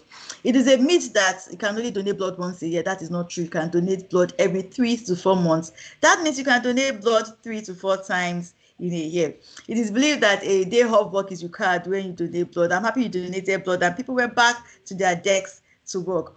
But if you are doing a strenuous job, it's advisable that you take some rest before you do that, continue with that strenuous job. There is a very funny one that says that people that donate blood become infertile. That's a complete no-no. We have blood donors with a lot of children, and they are still able to produce more if the economy of Nigeria was good enough for it. Other challenges that we have poorly equipped blood donation centers. So people go to some blood donation centers, they become discouraged because of what they see there. The infection prevention procedures there might not be adequate, so they are discouraged. So it prevents people from donating blood regularly. Meanwhile, the equipped ones, which is usually manned by the Lagos Blood Transfusion Service, are not also adequate.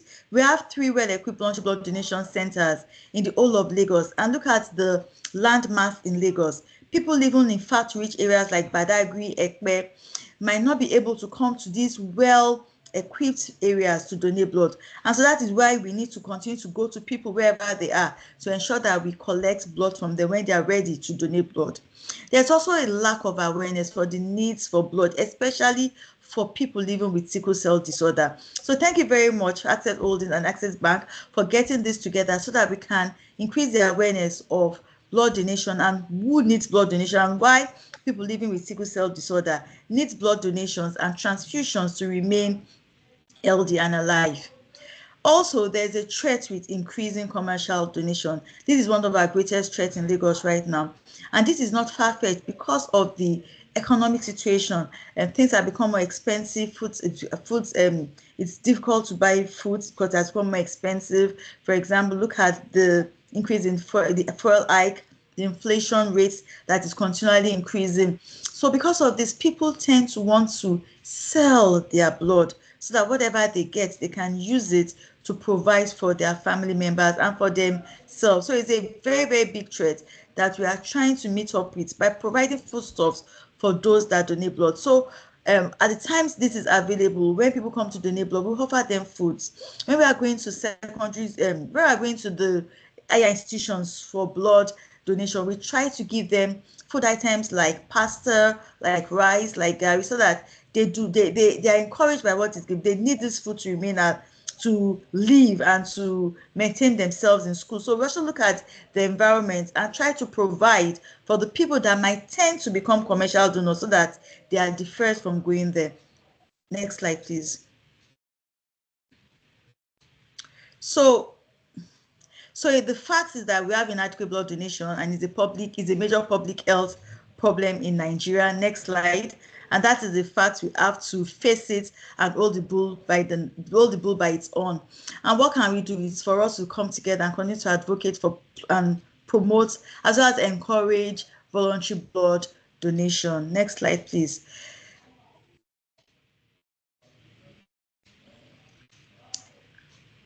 So we are encouraging voluntary blood donation, but I need to reiterate the fact why voluntary blood donation is better and why we encourage it at all times. So first of all, we have said it before, voluntary blood donors do not lie. They are truthful, they are honest about their status, about what they have done. They answer the donor questionnaire truthfully, and we are sure that whatever blood is given might not have as a reduced risk of having infectious agents like HIV 1 and 2, hepatitis B, hepatitis C, syphilis, and other bloodborne infections. You're also the safest donors because it is born out of the need to help others. You're not doing it because of any form of remuneration, maybe it financial or otherwise. And it becomes with time, voluntary donors see donation as a sense of duty to help others. They see it as a moral sense. So by the time it's about 3 to 4 months, they are already looking forward to giving blood. Also, if you look at it ethically, where now in the world that we live now, ethics is a major thing, ensuring that everything we do is ethically done. And so the fact that funds are not given gives voluntary blood donation an act with a very high ethical standard. As I said, voluntary donors do not be told information, they don't lie, and they benefit from health education. So voluntary donors, if you go to commercial donors, the people collecting that blood do not have the time to educate you about donating blood, all the things associated with donating blood. If you go to the hospital sometimes, because you're a replacement donor, it's usually done in a rush. There might not be that time for that particular activity, in educating you about having a healthy lifestyle, communicating about you and having that health check. But voluntary donor, because it is a planned act, you discuss it, you talk about it, we counsel you, you benefit from having a health check too. So we talk to you about it. So voluntary blood donors are preferred because they are able to continue with that act, with that donation, even after the initial one is done. Next one, please. Next slide, please. So I have, despite the fact that I encourage voluntary donation, you will notice that voluntary donation has over the time reduced. So if you look at the slide before, in the first quarter, we had quite a number of voluntary blood donors.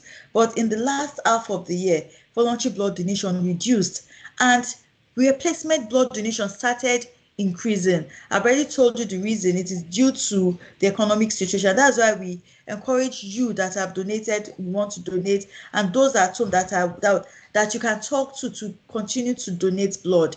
If we have a reduced number of voluntary donors, then it gives everyone an issue. The people that need blood, people with sickle cell disorder that need blood, do not have safe blood. It would be so sad for people that need blood to finally end up having one disease or the other following the blood donation. This does not mean that the blood is not screened. The Lagos State Blood Transfusion Service screens blood with an automated World Health Organization technology, but there's always a window period where these antibodies or antigens might not show, and that is to say, for every blood donation that you have, there's always a risk attached to it. Next, please. So next, please. So voluntary blood donation, yes, but at this stage, we have gotten to a stage where voluntary blood donation have become a necessity. Can you go to the next slide? I would like to say a little bit about that particular slide. The slide before.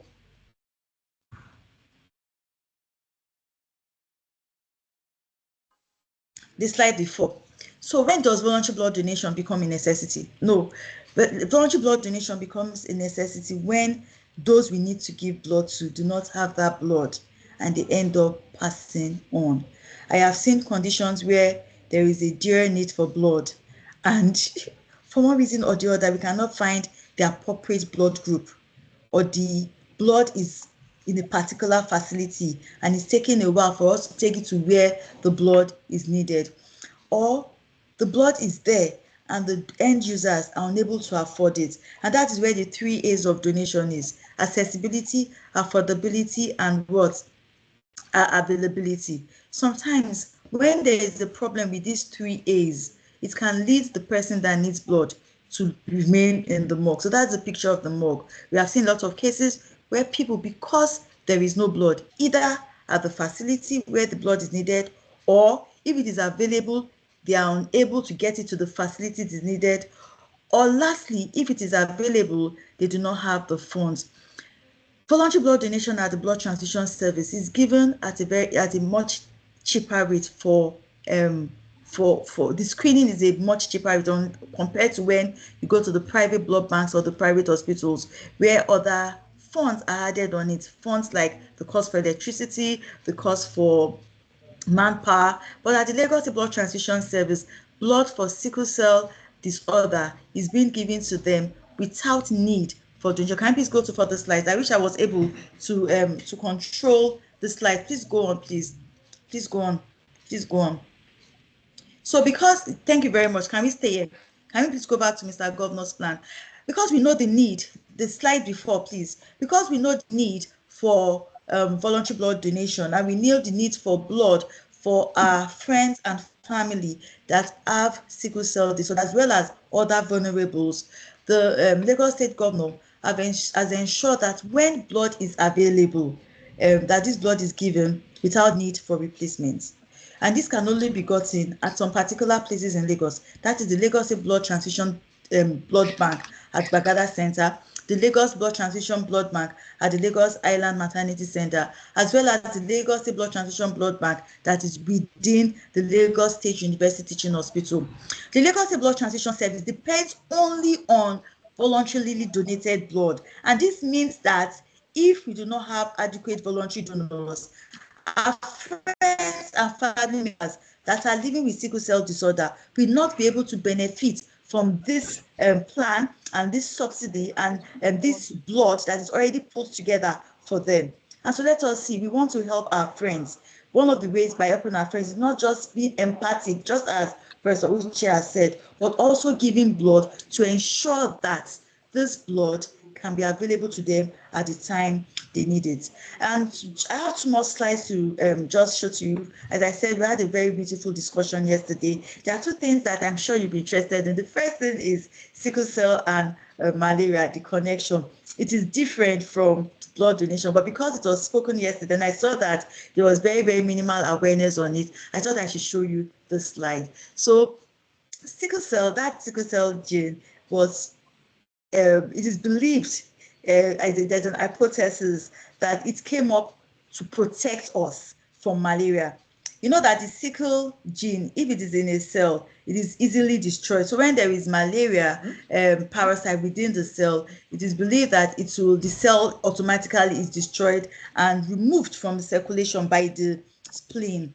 And so if you know people that do not have this S gene are able to, they have more severe forms of malaria. So people that are living with AA will tell you that the sickness that AA individuals have is severe malaria, and those that are AS do not have severe malaria. However, though this was supposed to be a protective condition for us, especially those that live in malaria endemic regions, because of the traits and the marriage or the conceptions between two people with the traits is began to produce people living with a double, that's the mosaic sickle cell gene, and those are the ones living with the sickle cell disorder. Next slide, please. We also talked about cure. I was asked, is there a cure for this? It is so, when you see someone having sickle cell disorder in crisis, the pain is very, very bad. You cannot imagine the pain. A friend of mine that lives with sickle cell disorder gave birth, and she was like, oh, Dr. Shikomaya, so this is what you say is labor pain. This labor pain is nothing compared to the bone pains I have during crisis. So yes, we need to think of the cure for it, because it's not just the pain. They lose work hours, they lose academic hours, always in the hospital. There could be deformities associated, there could be end organ damages because of this complication from the homozygous sickle cell gene. So can there be cure? Yes. So if you look at the current treatments, we have drug treatments to, that's the hydroxyurea, to increase what Professor Uche talked about, that fetal hemoglobin. So that fetal hemoglobin does not sickle easily, and so it's the drugs are there. As she has said, it's thought to be cheap, but being cheap is a very relative word. And then we have the transplant. The transplant, I've had successful transplants even in Nigeria. It's something that can be done, but it is advised that you have your transplant before the development of complications. And so the future treatment that is being done is to have gene therapies in vivo and ex vivo, that the cells are taken. It is a lot of genetic editing and reconstruction, and it is believed that once the genetic reconstruction is done and it is transfused back to the individual, that it will produce cells without the sickle cell gene. Thank you very much for this opportunity to talk to you about blood donation. I hope that this will not be the last time we will donate blood this year, though it's really the end of the year, really. I hope that you continue with your CSR to donate blood for people living with sickle cell disorder. So we agree that sickle cell donating blood is a gift for life, but for people living with sickle cell disorder, your donation is much more than kindness. It is that lifeline. It is what keeps them alive. So let's work together to continue to donate blood and continue to do these voluntary acts of kindness. Thank you very much. So I have my references there if you need to read those references, studies on the reducing numbers of voluntary donation and the increase in the commercial donation, which has not done us good in this part of the world. Thank you very much. Thank you so much, Dr. Boduri, for that presentation. Can we have a virtual round of applause for Dr. Boduri, please? Let's keep the virtual round of applause coming. Thank you so much for that amazing session. And we have Professor Ibili Uche back. Good to have you back, ma'am. I think network there was a I'm bit of a so sorry, glitch, I and we lost honestly didn't you. realize my network. And I just kept talking, actually. So I really don't know where Oh, you lost me at. okay. I think you're rounding up. You're in your conclusion slide before you got kicked out. It was really an amazing session, and I also like to applaud each and every one of us. I like the conversation going on in the chat box. I see your questions. We would take your questions as much as we have time for. And I see requests for recording. So this session would be posted on our YouTube channel, channel. Yes. So as much as you can, as much as you need to make reference to it, you can always go back to our YouTube channel and rewatch the session. Um, Without further ado, I think we'd just like to hear from a one of our champions, that she had in giving us a bit of a story, right, of the experiences she's had in the course of interacting and with some of our patients. We'd like to hear firsthand from someone who has been not just thriving in this disease with this disorder, beg your pardon, but trying to create a lot of awareness using social media to demystify misconceptions around sickle cell. Can we have a virtual round of applause for Judith or John Ogwa Matthew? Judith is a sickle cell warrior based in Abuja. She's a creative genius that's passionate about creating user-generated content. She loves to pour positivity to other sickle cell warriors, inspiring them to be better versions of themselves. She's the brain behind Sickle Affirmation on Instagram. You can look that up and follow her. An affirmation page for warriors or anyone living with the chronic condition to draw strength from. She's also the founder of the Judith Judith or Jonua Sickle Cell Foundation, an NGO that is built around the need to create awareness around sickle cell disorder, its care, prevention, as well as sensitization on the need for persons to know their genotype and how it can affect their choices of a spouse. Can we have a virtual round of applause for Judith? Judith, if you can hear us, would like to hear from you in the next 5-10 minutes. Thank you very much. Thank you so much, Miss Esther, for having me. Can you hear my voice? Can you hear me? Am I Yes, audible please. enough? Yes, please. We can hear you. Very, very audible. Please go ahead. Good to have you here. Thank you. Thank you so much for having me. And I really want to say this is a privilege for me to be here. My name is Judith Ojonugwa Matthew. I am 29 years old. I live in Abuja and I live with sickle cell anemia. I am the founder of Judith Ojonugwa Sickle Cell Foundation, an NGO here in Abuja. I'm also the author of an affirmation page, an affirmation rather, I beg your pardon, an affirmation page that is for sickle cell warriors to draw strength from, right? I am a serialpreneur. I am a health influencer and a lifestyle photographer. So quickly, I just want to talk about my AVN journey. That is why that is what I want to talk on. AVN is simply death of bone tissue due to loss of blood in the femoral or humeral head. So mine started in 2017, 2018. When it started, I didn't know what it was. I didn't know what AVN was. I just got out from a vaso-occlusive crisis as at the time.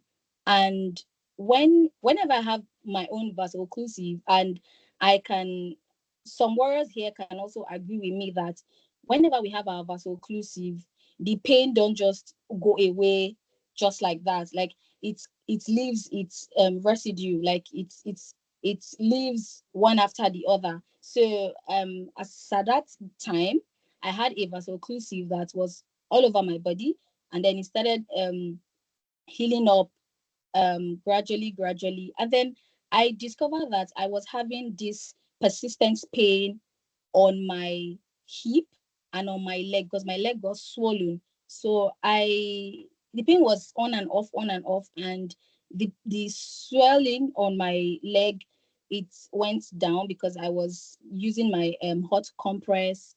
I was like taking painkillers as well.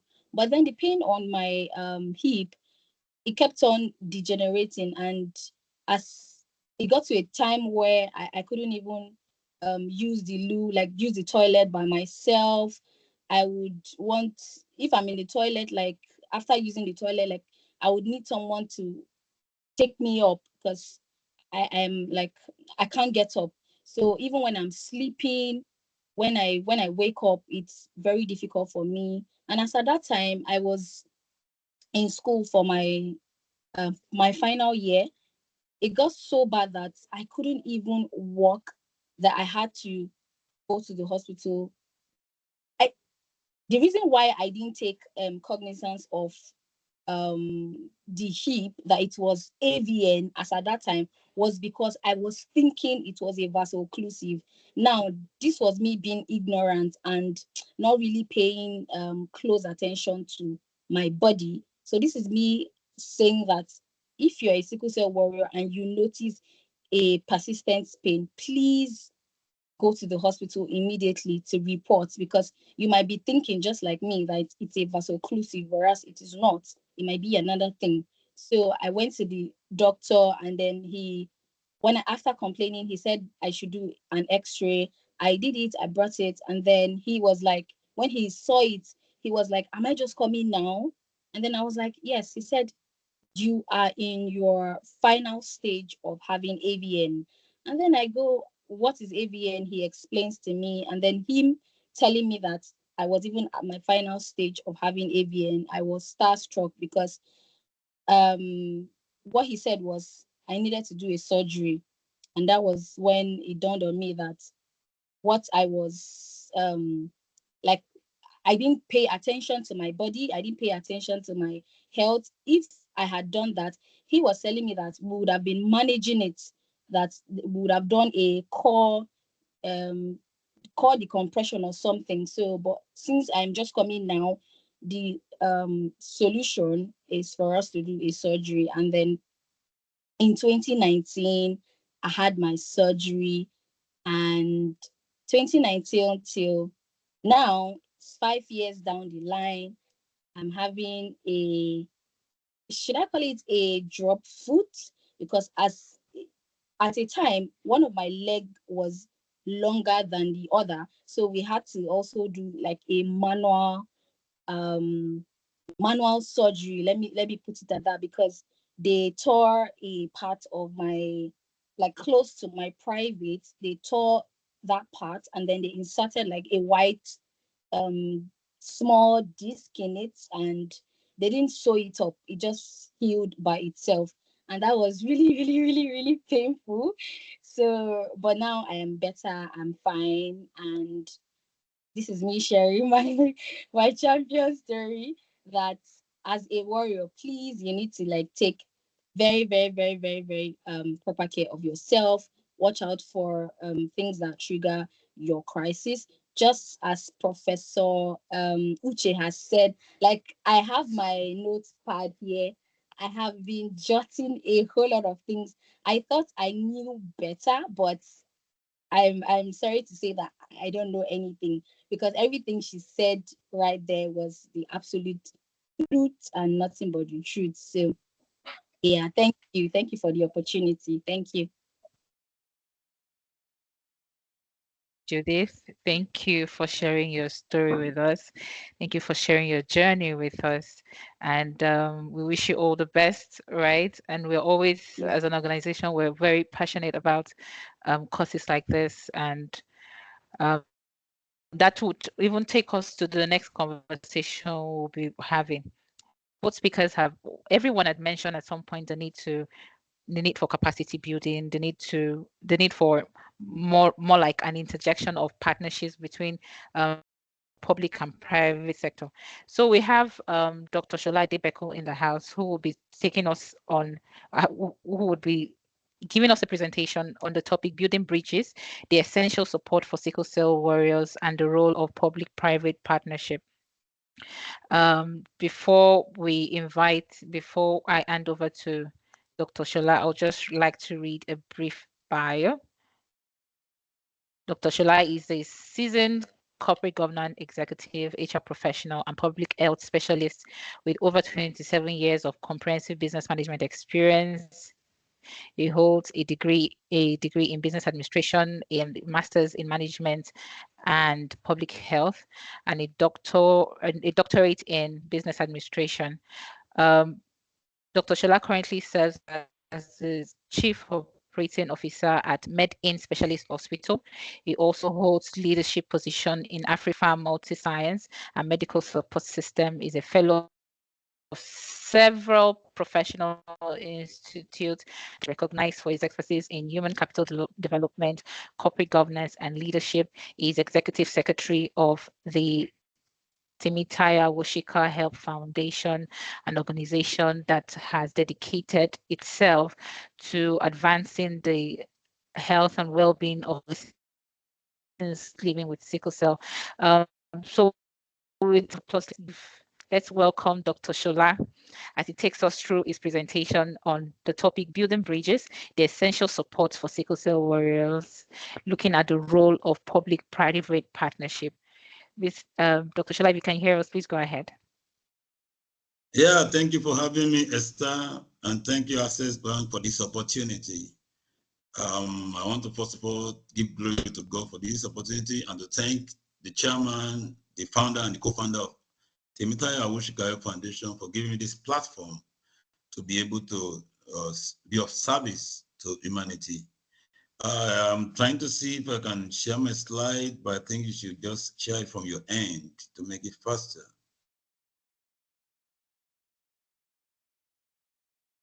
Can you please share my slide?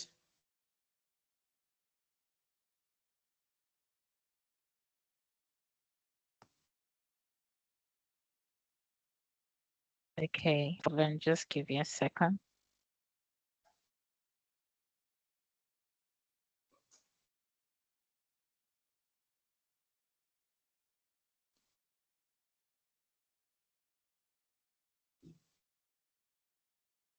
Okay.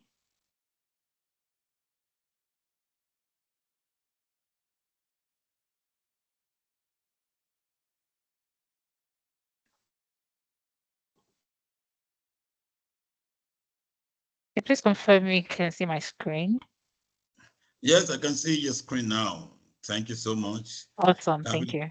Yes. Yeah, I'm being asked to speak on the topic, the building bridges, of course, the essential support for sickle cell warriors and the role of public-private partnership. Next slide, please. Next slide, please.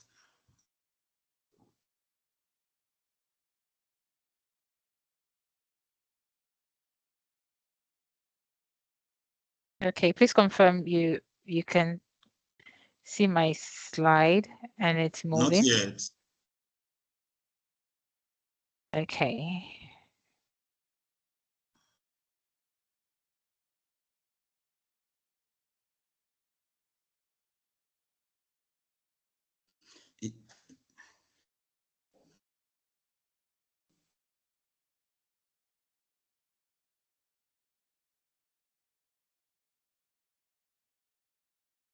Yeah, I can see this slide now. Only that it's not Awesome. bold enough. Yeah, I think it's a bit further for me. All right.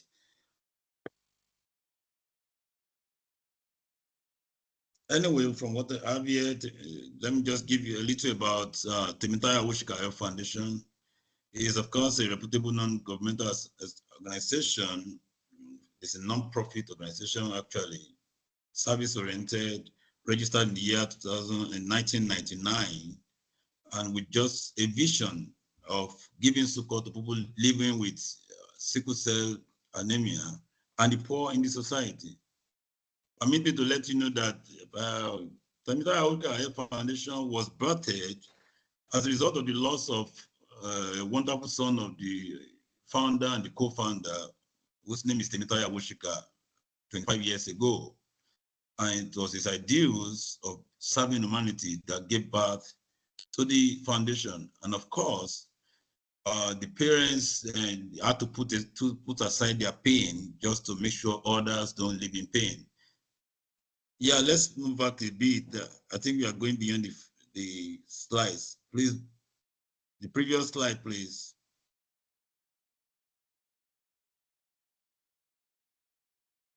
Which I can actually control the slides. Okay. So I'll just stop sharing and try sharing again. Having a bit of a glitch. Thank you.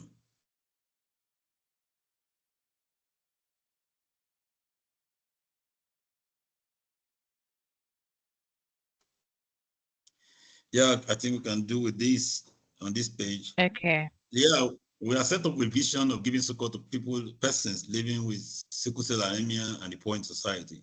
And our mission is commitment to providing this physical, material, and spiritual health to persons with sickle cell anemia, and of course the poor in society. And this we have done quite consistently in the last 25 years. And since the inception of this foundation, we have been committed to this 5-point agenda, which is around our articulated programs and boils down to majorly providing succor for people living with sickle cell. Can you please share the next slide?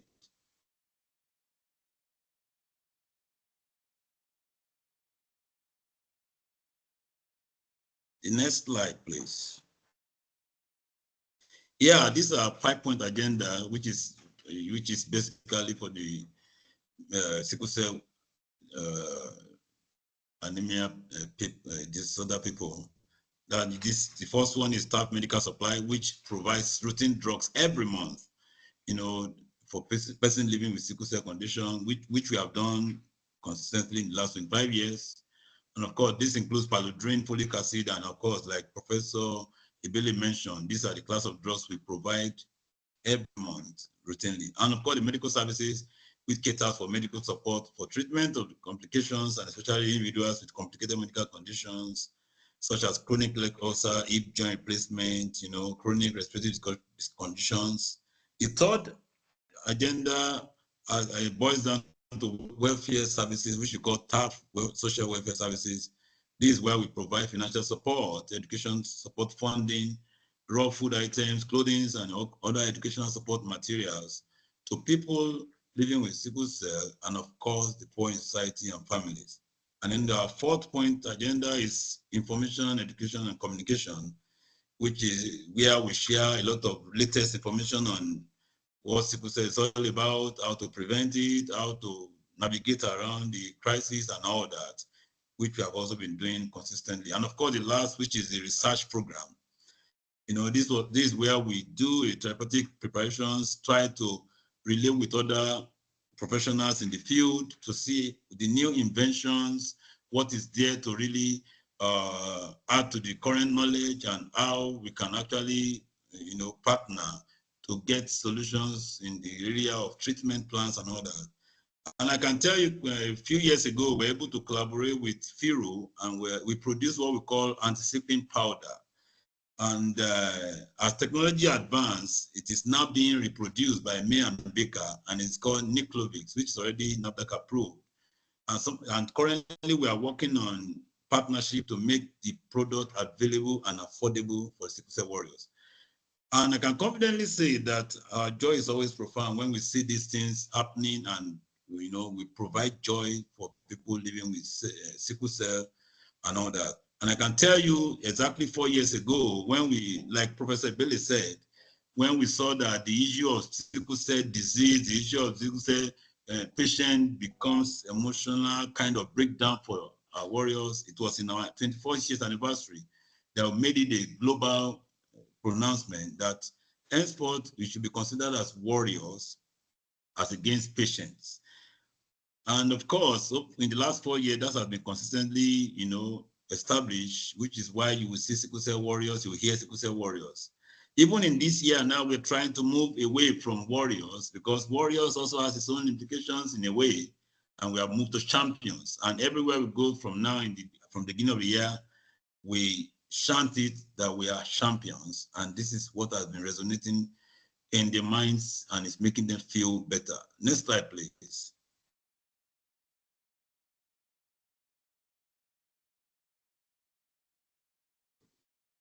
Next slide.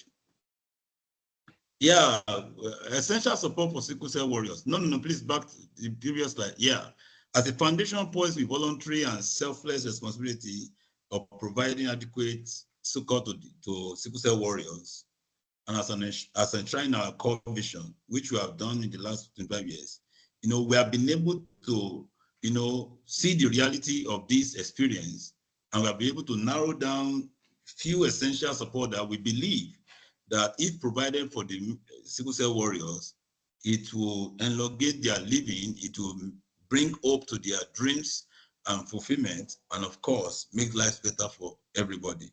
And one of which is timely medical care. From my experience, we've been able to discover that, many of the sickle cell warriors that died did not actually die because they carried the genotype. They eventually died because there was no timely access to healthcare. Some of them could not even afford to the out-of-pocket expenditure, which is excruciating, which is like, a whole lot for them. Why some could not even get access to this? So most of the time, from our experience, we discover that it is the inability to access care on time that brings down mortality at the end of the day, which is what we have come to find out. Next slide, please.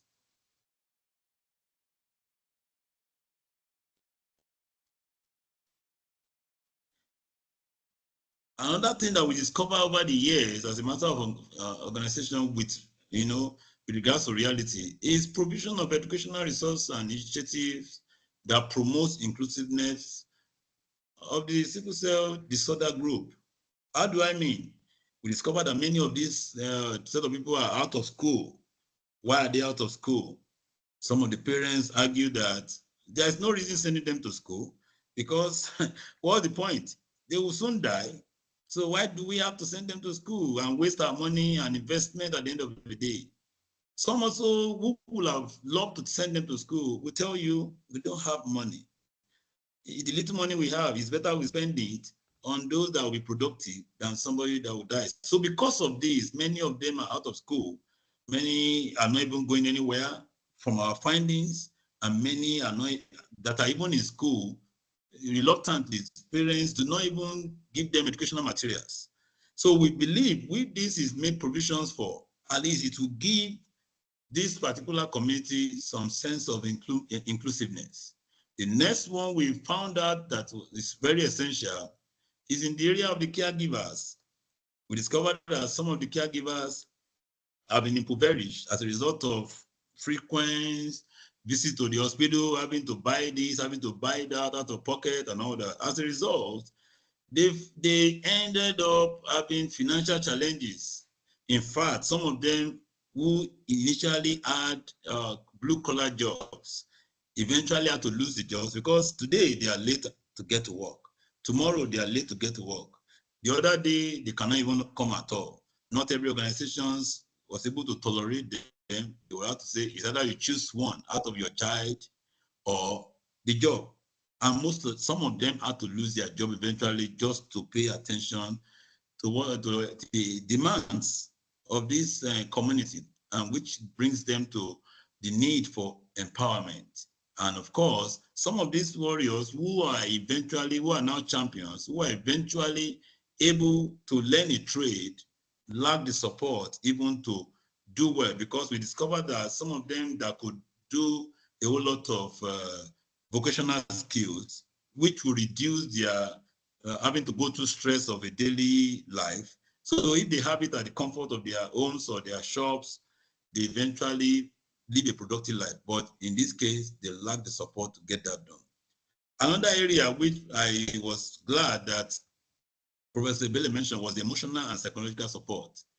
Even if there is healthcare, even if there is financial support, even if there are educational resources, one of the major, demeaning factor that kills the warriors or champions faster than we can talk about is the psychological and emotional support they don't have. Some of them are treated as, burdens to their families. You will even see it clearly. We were at an event, on those states last month, and the mother confessed. She said each and every time she had 3 of them, but only one sickle cell among them. And she said she had to be forgiven because over the years, in the last 19 years, all she said to the boy, even when the boy asked for ice cream, he would say, "Excuse me, all the money you should have used to buy ice cream for you, we have used to buy drugs. So all you need is drugs." So as a result, it brings them to a point of emotional breakdown. So we discovered that much more than any other thing, they need love and care from parents, caregivers, and everyone around them, which takes away stigmatization and, of course, discrimination. Another area is the fact, because of the issue of poverty around, there is no poverty eradication initiatives for this particular group. We've seen many out there by political groups and all that, but for this particular group, there is no provision to take them, at least their caregivers, out of poverty. And of course, lastly, on the essential needs, there is no established government policy that promotes national advocacy or sensitization on the awareness and eradication. Because the truth is that we've been to many states so far, and we've seen that many don't even know what it means. They don't even, they are just hearing it from us for the first time. But if there is that national policy that promotes awareness, of course, there will be a lot of prevention. For instance, national policy on health insurance that could cater for this group if it is made a national agenda in such a way that they all have access to health care wherever they are, as long as they have been identified. For instance, if there is that policy in education that brings sickle cell into the curriculum of the country through the Federal Ministry of Education, where they can actually get it taught from primary school ages. I'm sure just in the civic education curriculum, if they have it there, I'm sure the awareness will go faster from the lowest level of education to everywhere. And of course, a legislation that could support compulsory genotype testing in all sectors, both religious and non-religious. These things are essential needs that could really help the awareness to thrive. Next slide, please.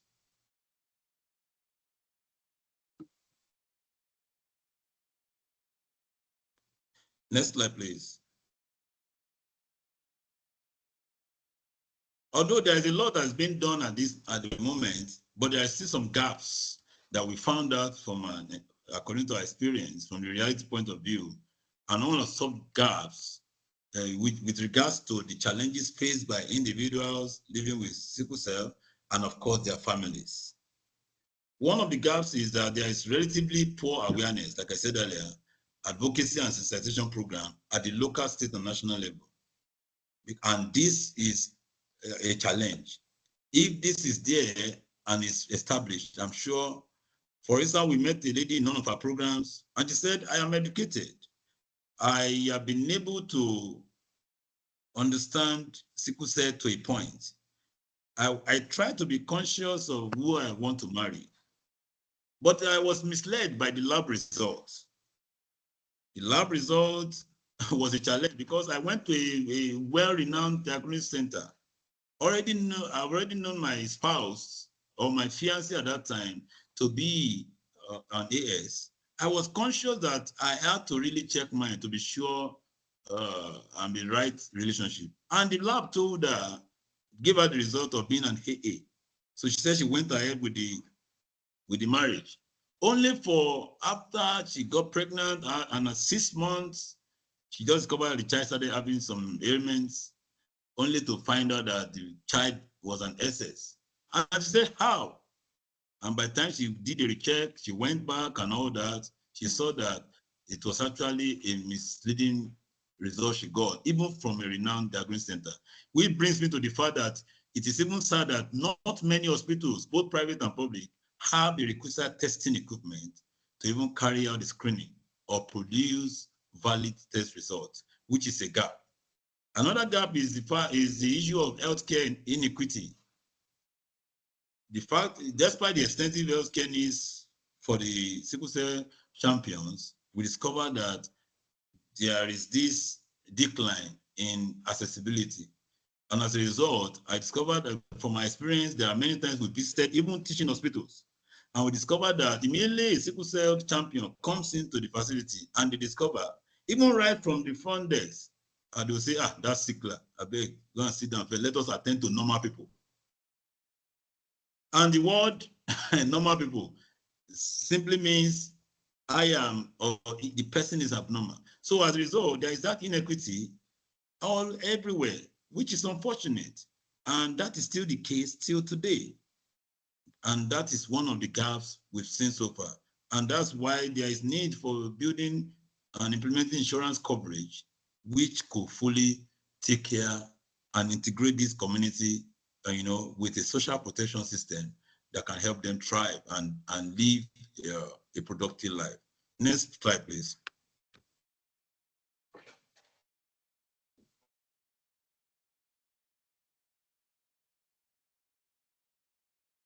Next slide.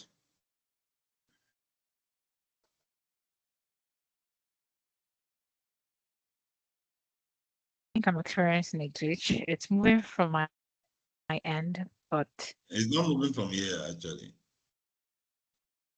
okay.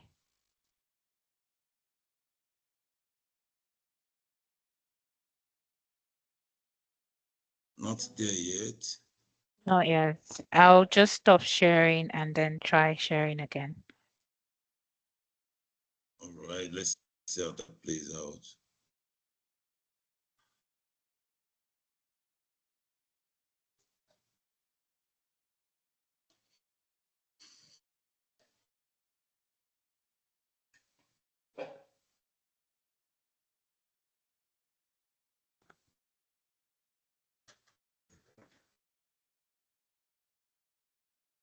Okay, Dr. Shall I please confirm you have the right? Please confirm you have slide 9 on display. Not yet, but something is looking like coming up.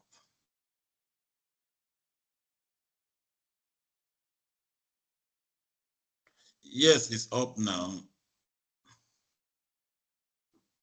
Is up now. So we are talking about the gaps in the system. Another gap we have seen is the insufficient support or involvement from the government and the private bodies. The word insufficient is carefully considered because of the fact that the government is obviously doing a lot on paper and policy documents, such as the National Health Policy 2016, which is on page 32 to 33, under the subject 413, where you have the prevention and control of non-communicable diseases. It was clearly stated there that, there is plan for the sickle cell disorder, to institute universal screening and genetic counseling for the general populace, to strengthen the structure and capabilities for management of sickle cell disorders, to promote research on innovative methods of management and of sickle cell disorder, and of course, to improve the quality of life and life expectancy of people with sickle cell disorder. These are written on paper. These are there in the policy. But the unfortunate thing is that there is no implementation, as we have witnessed. Unarguably, both the government and the private sector have done commendably well in supporting interventions, preventions, and eradication efforts against epidemic diseases, pandemics, and public health issues of national concern, such as malaria, polio, smallpox, chickenpox, Lassa fever, tuberculosis, cancer, cardiovascular disease, etc. It is time to channel the same attention to a similar, if not more life-threatening case of concern, which is sickle cell. Next slide, please.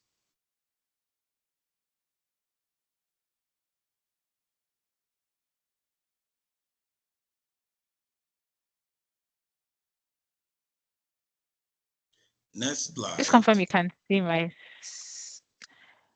Okay, I I'm think. not seeing. Oh, okay.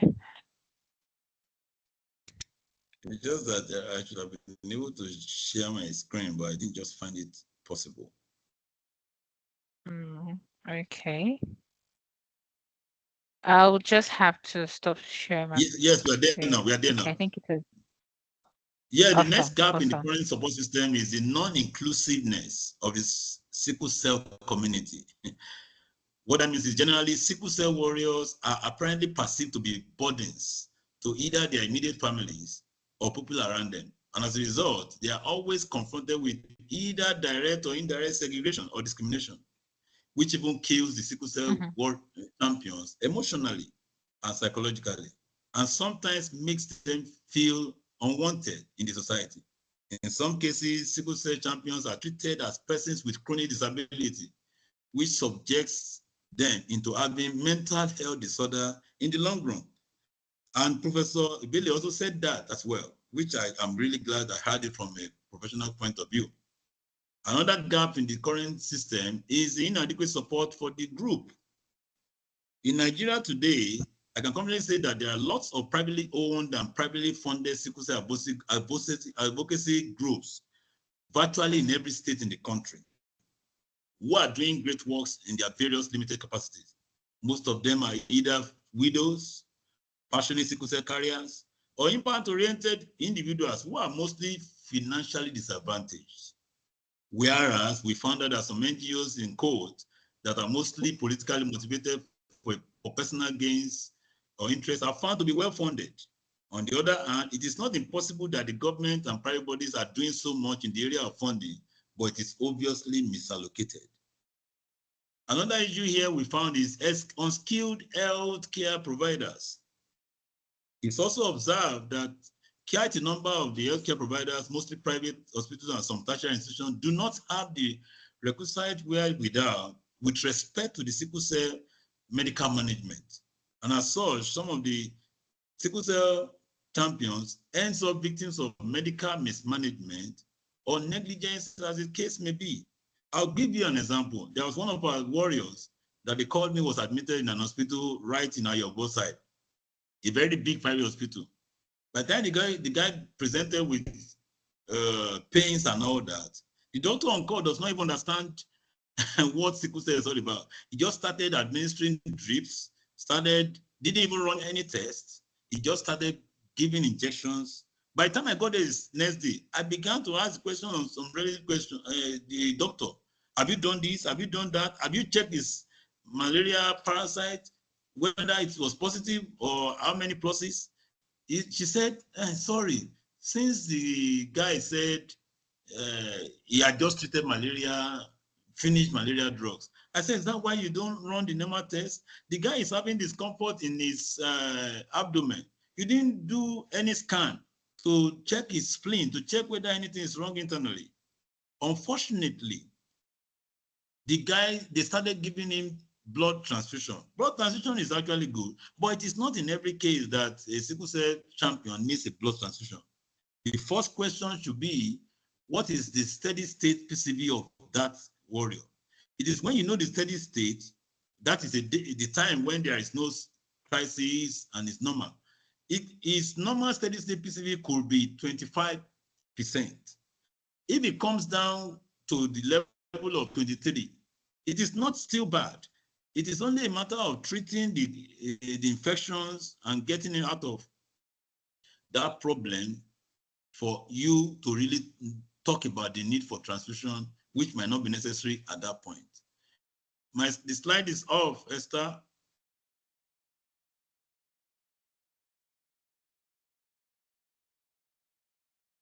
Esther.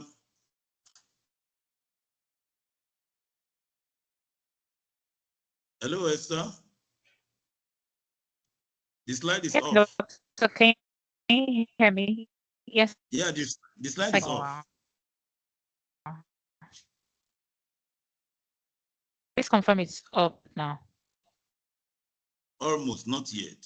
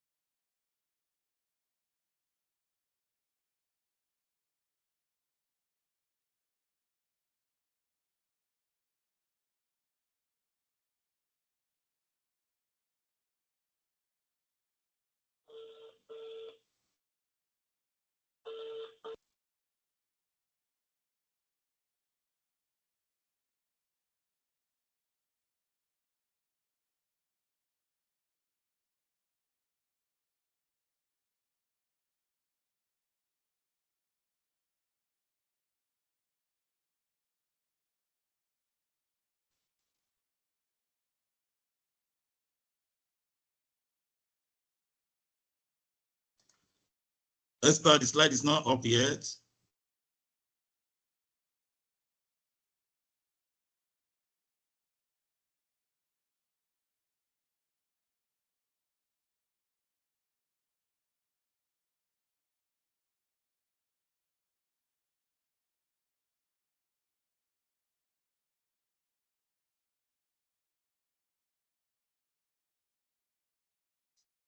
Sorry, is the slide up now?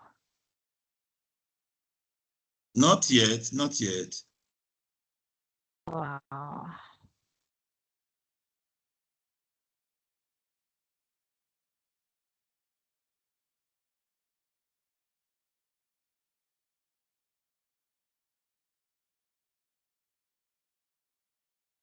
Hmm.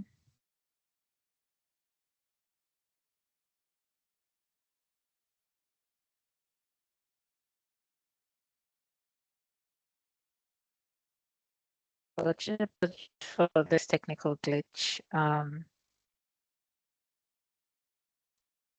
think I would need to stop sharing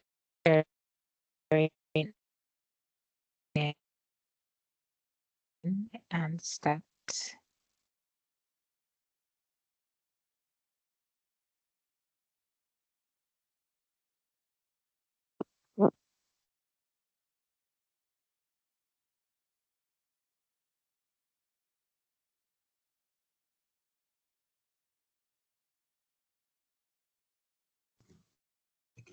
So I'm trying to take charge of the slide now. I want to get in. Is it up now? No, let me try and get in. It is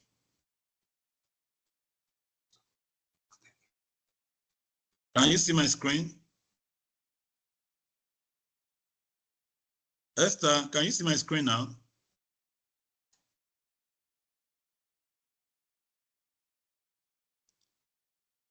Esther, can you see my screen?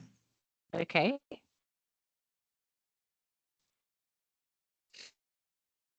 Can you see my screen?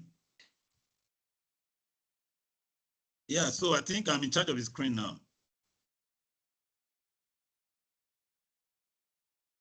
Esther? No, Dr. Shella. Yeah, we can see your screen. Go ahead. Yes, my screen, I'm in charge now. Or is it just me? I'm in charge of the screen now. And it has been confirmed already. Else. Okay. Esther, can you see my screen now?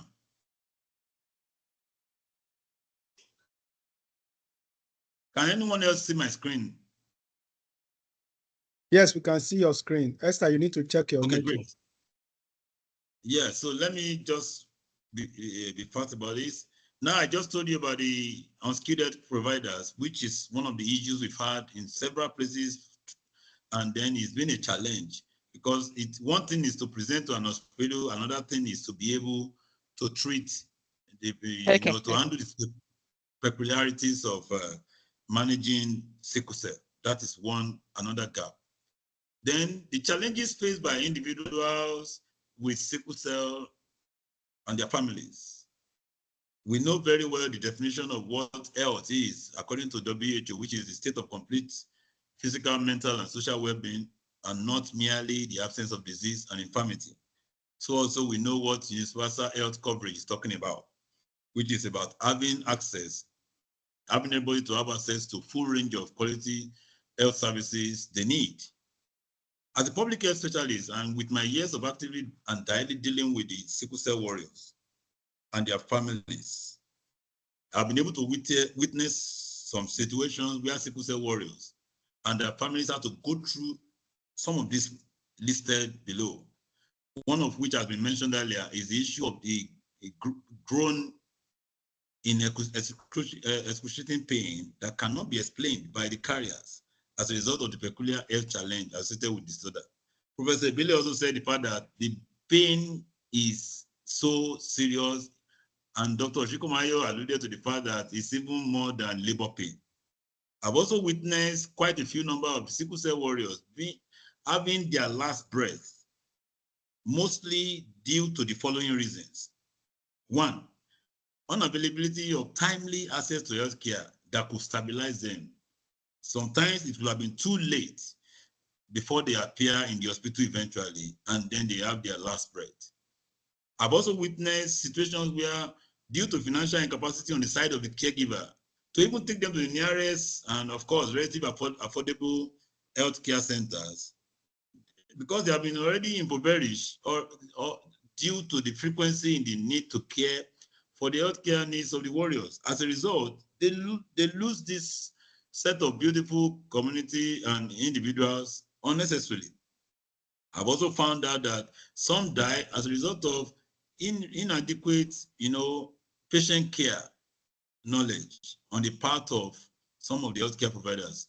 Like I did mention about a particular sickle cell champion that I was able to visit in the hospital. I discovered that the hospital started loading him with blood.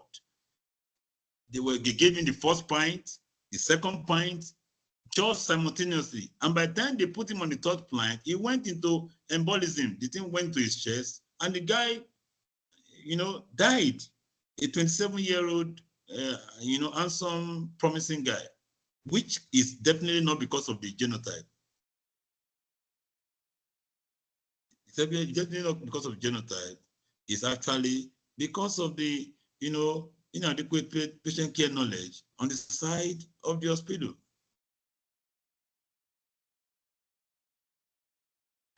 Sorry, I'm trying to check. Can anybody still see my slide?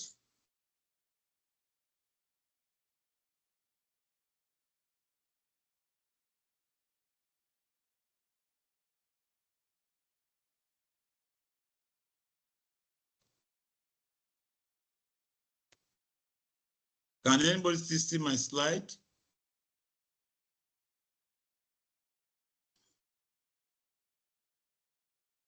Can anybody confirm seeing my slide? Yes. All right. Confirmed. Yeah. Some of the other challenges faced by individuals with sickle cell disorder is another thing that I call complete ignorance on the part of the carriers and the caregivers. Some of them don't even know what it is. Some of them are so innocent, they don't even know. And because there is poor sensitization, they just found themselves a victim of ignorance. Another thing is that sickle cell champions are faced with stigmatization at all times, even from their parents and caregivers. Like I did mention earlier, a mother will tell the child, come, you are a drug consumer. See, all we know for you is just coming down with pain. As a result, please don't disturb me. And many cases like that, hundreds of cases that we cannot even be mentioning here. Then lots of sickle cell champions are out of school at various levels of education due to the fact that their parents have given up on them on the premise of either short life expectancy or frequent health crisis experience. Those who learn trade skill do not even have enough support to thrive. Mothers are practically left alone to take full responsibility of the care of the sickle cell champions in most cases. I can tell you that we have been to different states of the country, and each of these gatherings, you only find negligible few 0.5% of men identifying with this community. Most of the time, it is only the mothers. In fact, when we ask questions, why are the fathers not here? They will tell you the father, and some of them have abandoned us. They even ask us, where did we get this kind of child? This is not my child. And so many cases like that. At the end of the day, we found only mothers, most of the time, being left with the responsibility. It's only in few cases that you have the fathers standing by them. At least we had in Ibadan, where I had to practically ask the fathers to raise up their hand, the fathers in that gathering. And unfortunately, there were 5 fathers in that gathering, but it was only 3 that even raised up their hands because they didn't even know what I wanted to say. When I now said, for those fathers who came here, please clap for them. For those fathers who came here, please come and take transport money from me. And by the time I handed cash over, then the other 2 fathers came and said, we are also fathers. So we have cases like that. We have some even white or blue-collar job parents, especially mothers, had to eventually be relieved of their jobs on the account of regular tardiness and absenteeism.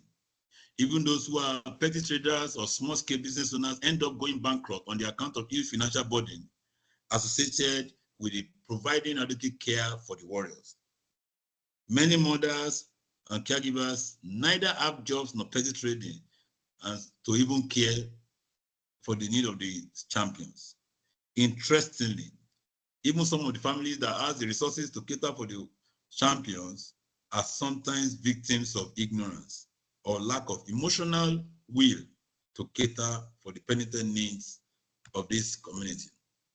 Therefore, it is my strong and honest opinion that sickle cell disorder should be considered an epidemic that requires urgent attention and urgent and prompt national attention, as it were, and interventional action from both the government and the private sector. This is because, one, sickle cell disorder is actually an inherited blood disorder, which means it has a root cause. And if the root cause is taken care of, it will cease to exist over time, which is sensitization, awareness, and of course, compulsory genotype testing education. Sickle cell disorder is also a lifelong condition if allowed to prevail. The more reason why there is need for support from every family and loved ones around them, because it's not just a short time, it's a lifelong condition. Another reason why it has to be declared as an epidemic is because it is preventable if every hands are on the deck. Sickle cell anemia is also a type of sickle cell sickle cell disorder that is typically most severe and common among all the different inherited blood disorders. Sickle cell anemia is a life-threatening disorder that accounts for significant rate of national mortality ratio. For instance, acute chest syndrome is the most common complication of the sickle cell anemia. It is also the most common cause of death and the second most common cause of hospital administration apart from malaria. This is why I have to say that it should be treated as an epidemic that requires urgent and prompt attention. Now, the roles of public and private partnership. We all know that public-private partnership simply implies a collaboration between the public and the private sectors. Additionally, a PPP is a partnership between the public sector and the private sector for the purpose of delivering a project or a service traditionally provided by the public sector.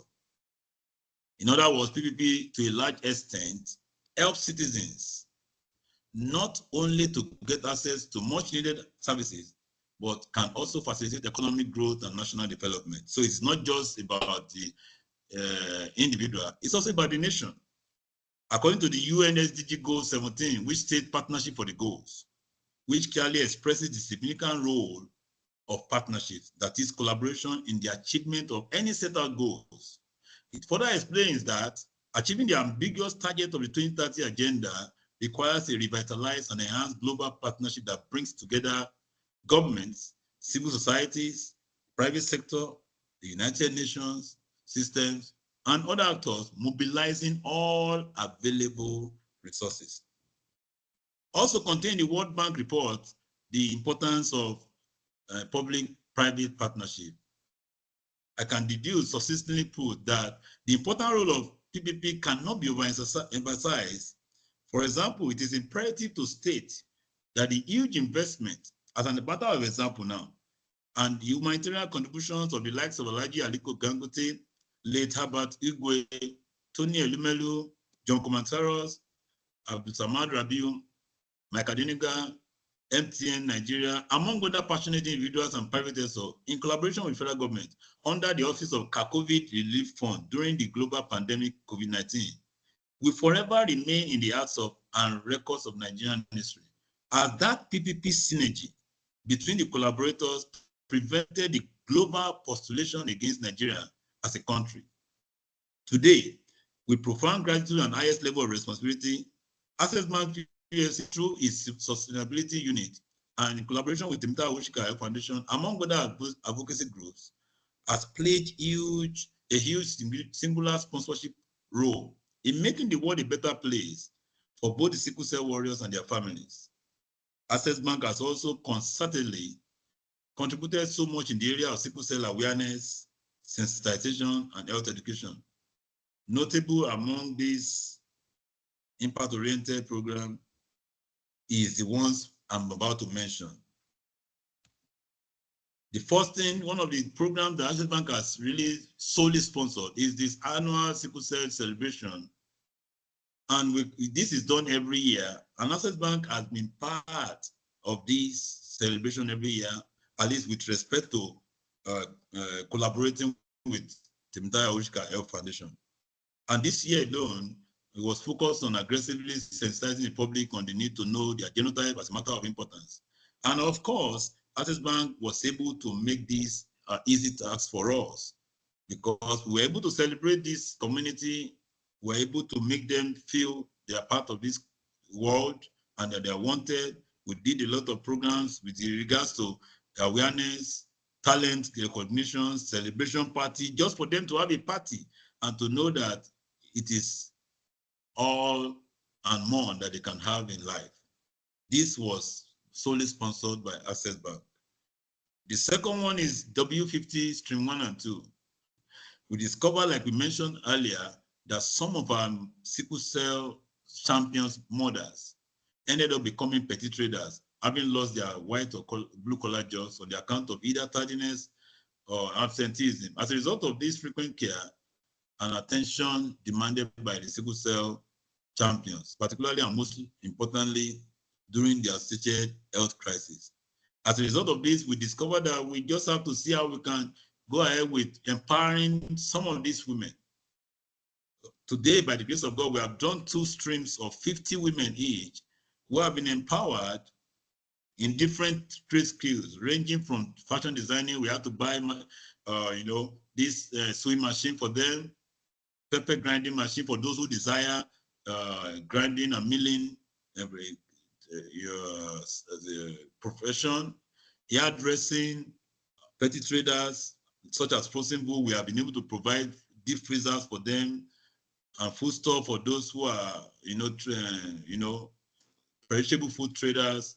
And of course, some with POS business and some with barbing businesses have been done, with the full support of Access Bank, and which we thank God for. And we see out more on the proud.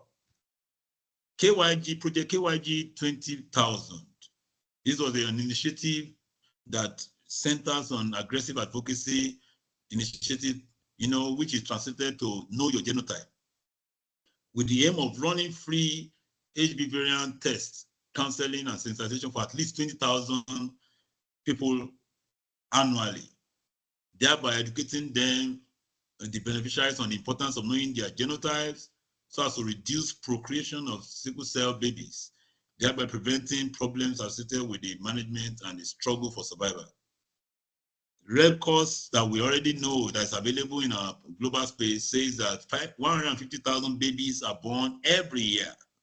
If as of today that is still happening, it means there is urgent need for sensitization. That was why this initiative came, to at least address preventing further births by educating the young ladies, the teenagers, the school ages, run their tests, give them accurate results. This is not just about running the test, because we discovered that the reliability of the test is also very important.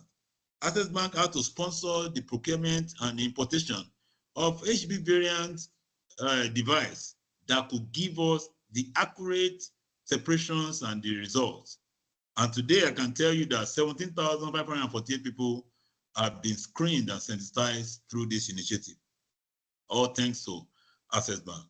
This has further helped in the area of sensitization, clinical guide, reduction in debates through aggressive program, advocacy program, health education and public health center advocacy programs. And of course, it has also promoted the UN SDG 2030 goal of ensuring healthy lives and promote well-being for all ages. Another project that Access Bank has been able to support is Project 1200. I said it earlier that there was lack of access to timely healthcare. And because of this, in order to prevent this, we were able to propose to Access Bank in such a way that we can have at least healthcare insurance fully paid for, to be able to give both the primary, secondary, and tertiary care to at least the champions we have in our care. And by the grace of God, Access Bank was able to sponsor 1,200 that are already observing care timely. And in the last 2 years, we have not had one record of mortality because of this. because they were getting their care per time. And it's an annual renewable plan, which Access Bank is truly taking care of. And the last of it is the back to school. This back to school is an educational interventional initiative that is designed to reestablish the importance of education for the concerned group, that is sickle cell champions, through the provision of basic education support materials such as brand new bags, writing materials, and of course, biros and mathematical sets. Why did we choose these support materials? We discovered that at the level, at the barest minimum level, even if a child does not have a textbook, if a child has a bag, has 10 exercise book for the whole session, and of course 4 biros to last him through, and a mathematical set, the child is good to go in school. And this initiative has already been, sponsored by Access Bank. And as we speak currently, because of this program, we have been to 8 states already, having to provide for at least 2,000 warriors and at least 1,500 warriors and 500 indigenes in every of those states. Today, we've done in Lagos, in Adamawa, Jos, Kwara, Ogun, Oyo, Ondo, and Rivers State just a few days ago. And our sincere prayers is the continuous support of Access Bank so that we'll be able to replicate this kind of capital intensive initiative in the 36 states of the Federation. Why are we saying this? Because already the reports and feedbacks we've gotten to date, that millions of lives have been directly and indirectly impacted already as a result of the Back to School initiative has been immensely encouraging to us as an organization. Notable among the fact, as a result of the Back to School initiative, we have encouraged the following developments. As we speak, Ogun State has signed up the enrollment of all sickle cell warriors in the state on its healthcare insurance scheme. Just a few weeks ago, Oyo State has also done the same, having promised to do that during our event. Ondo State government, even on the day we had the event in Akure, came with their healthcare insurance scheme and promised to enroll all sickle cell warriors and champions, as it were, and their families into the free lifetime healthcare insurance scheme, which is already, encouraging. In addition, all the states we have been to so far have been rightly educated and sensitized on what sickle cell disorder truly means and how it can be inherited, the need to do compulsory genotype testing, and the importance of taking the right marital decisions, which is also a great, feedback. Just yesterday, interestingly, one of my family members was lamenting to me. He said, in Ogun State now, we don't even have money.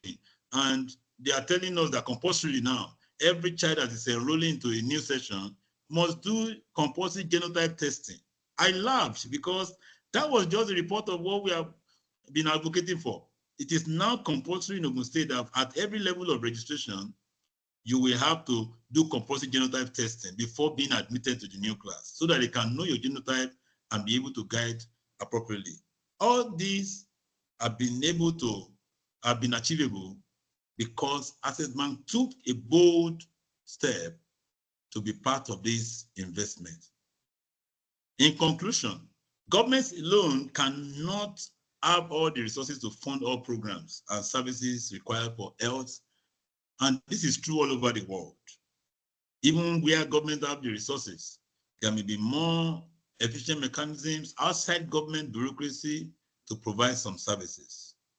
Private sector, on the other hand, has a corporate social responsibility, which is defined as a business model by which companies make a concerted effort to operate in ways that enhance rather than degrade society and the environment, which means that corporate social responsibility is the commitment of business to contribute to sustainable economic development by working with employees, their families, local community, and society at large in order to improve their quality of life, as cited by Yaya in Adamolekwa and Ekundayo.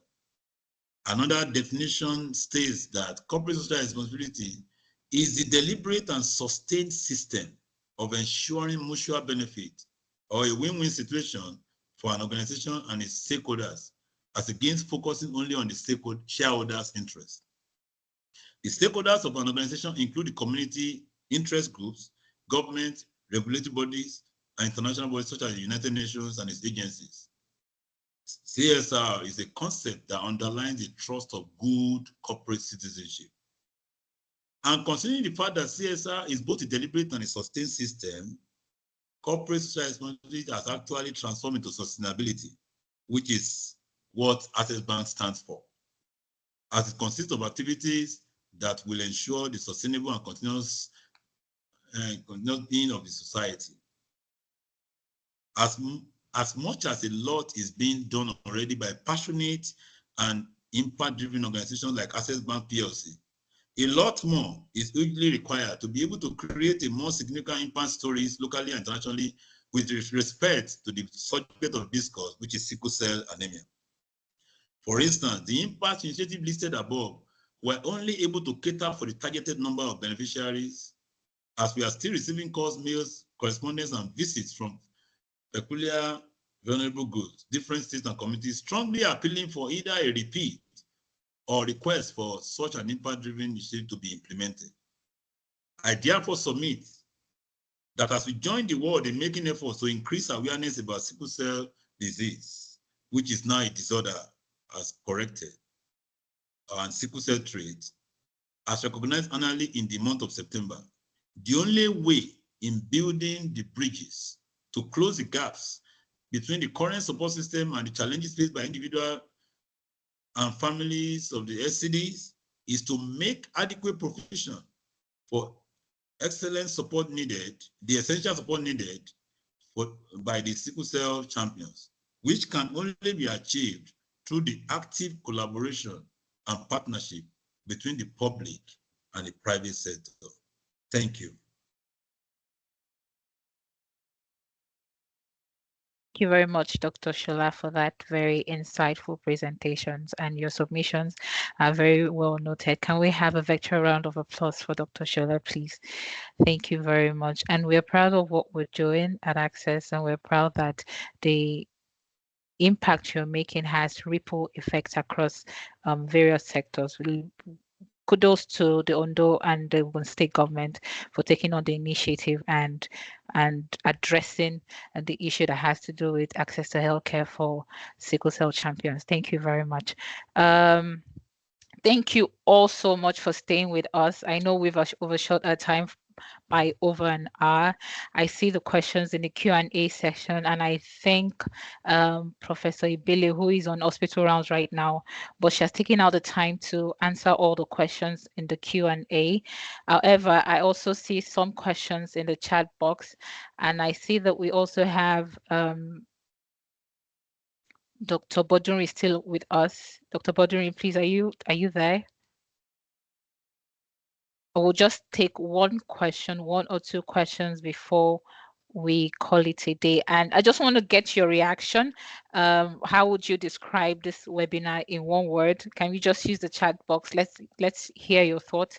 We like your feedback. If you can just use one word, how would you describe today's webinar? You can use your emojis. You can type in the chat box as well.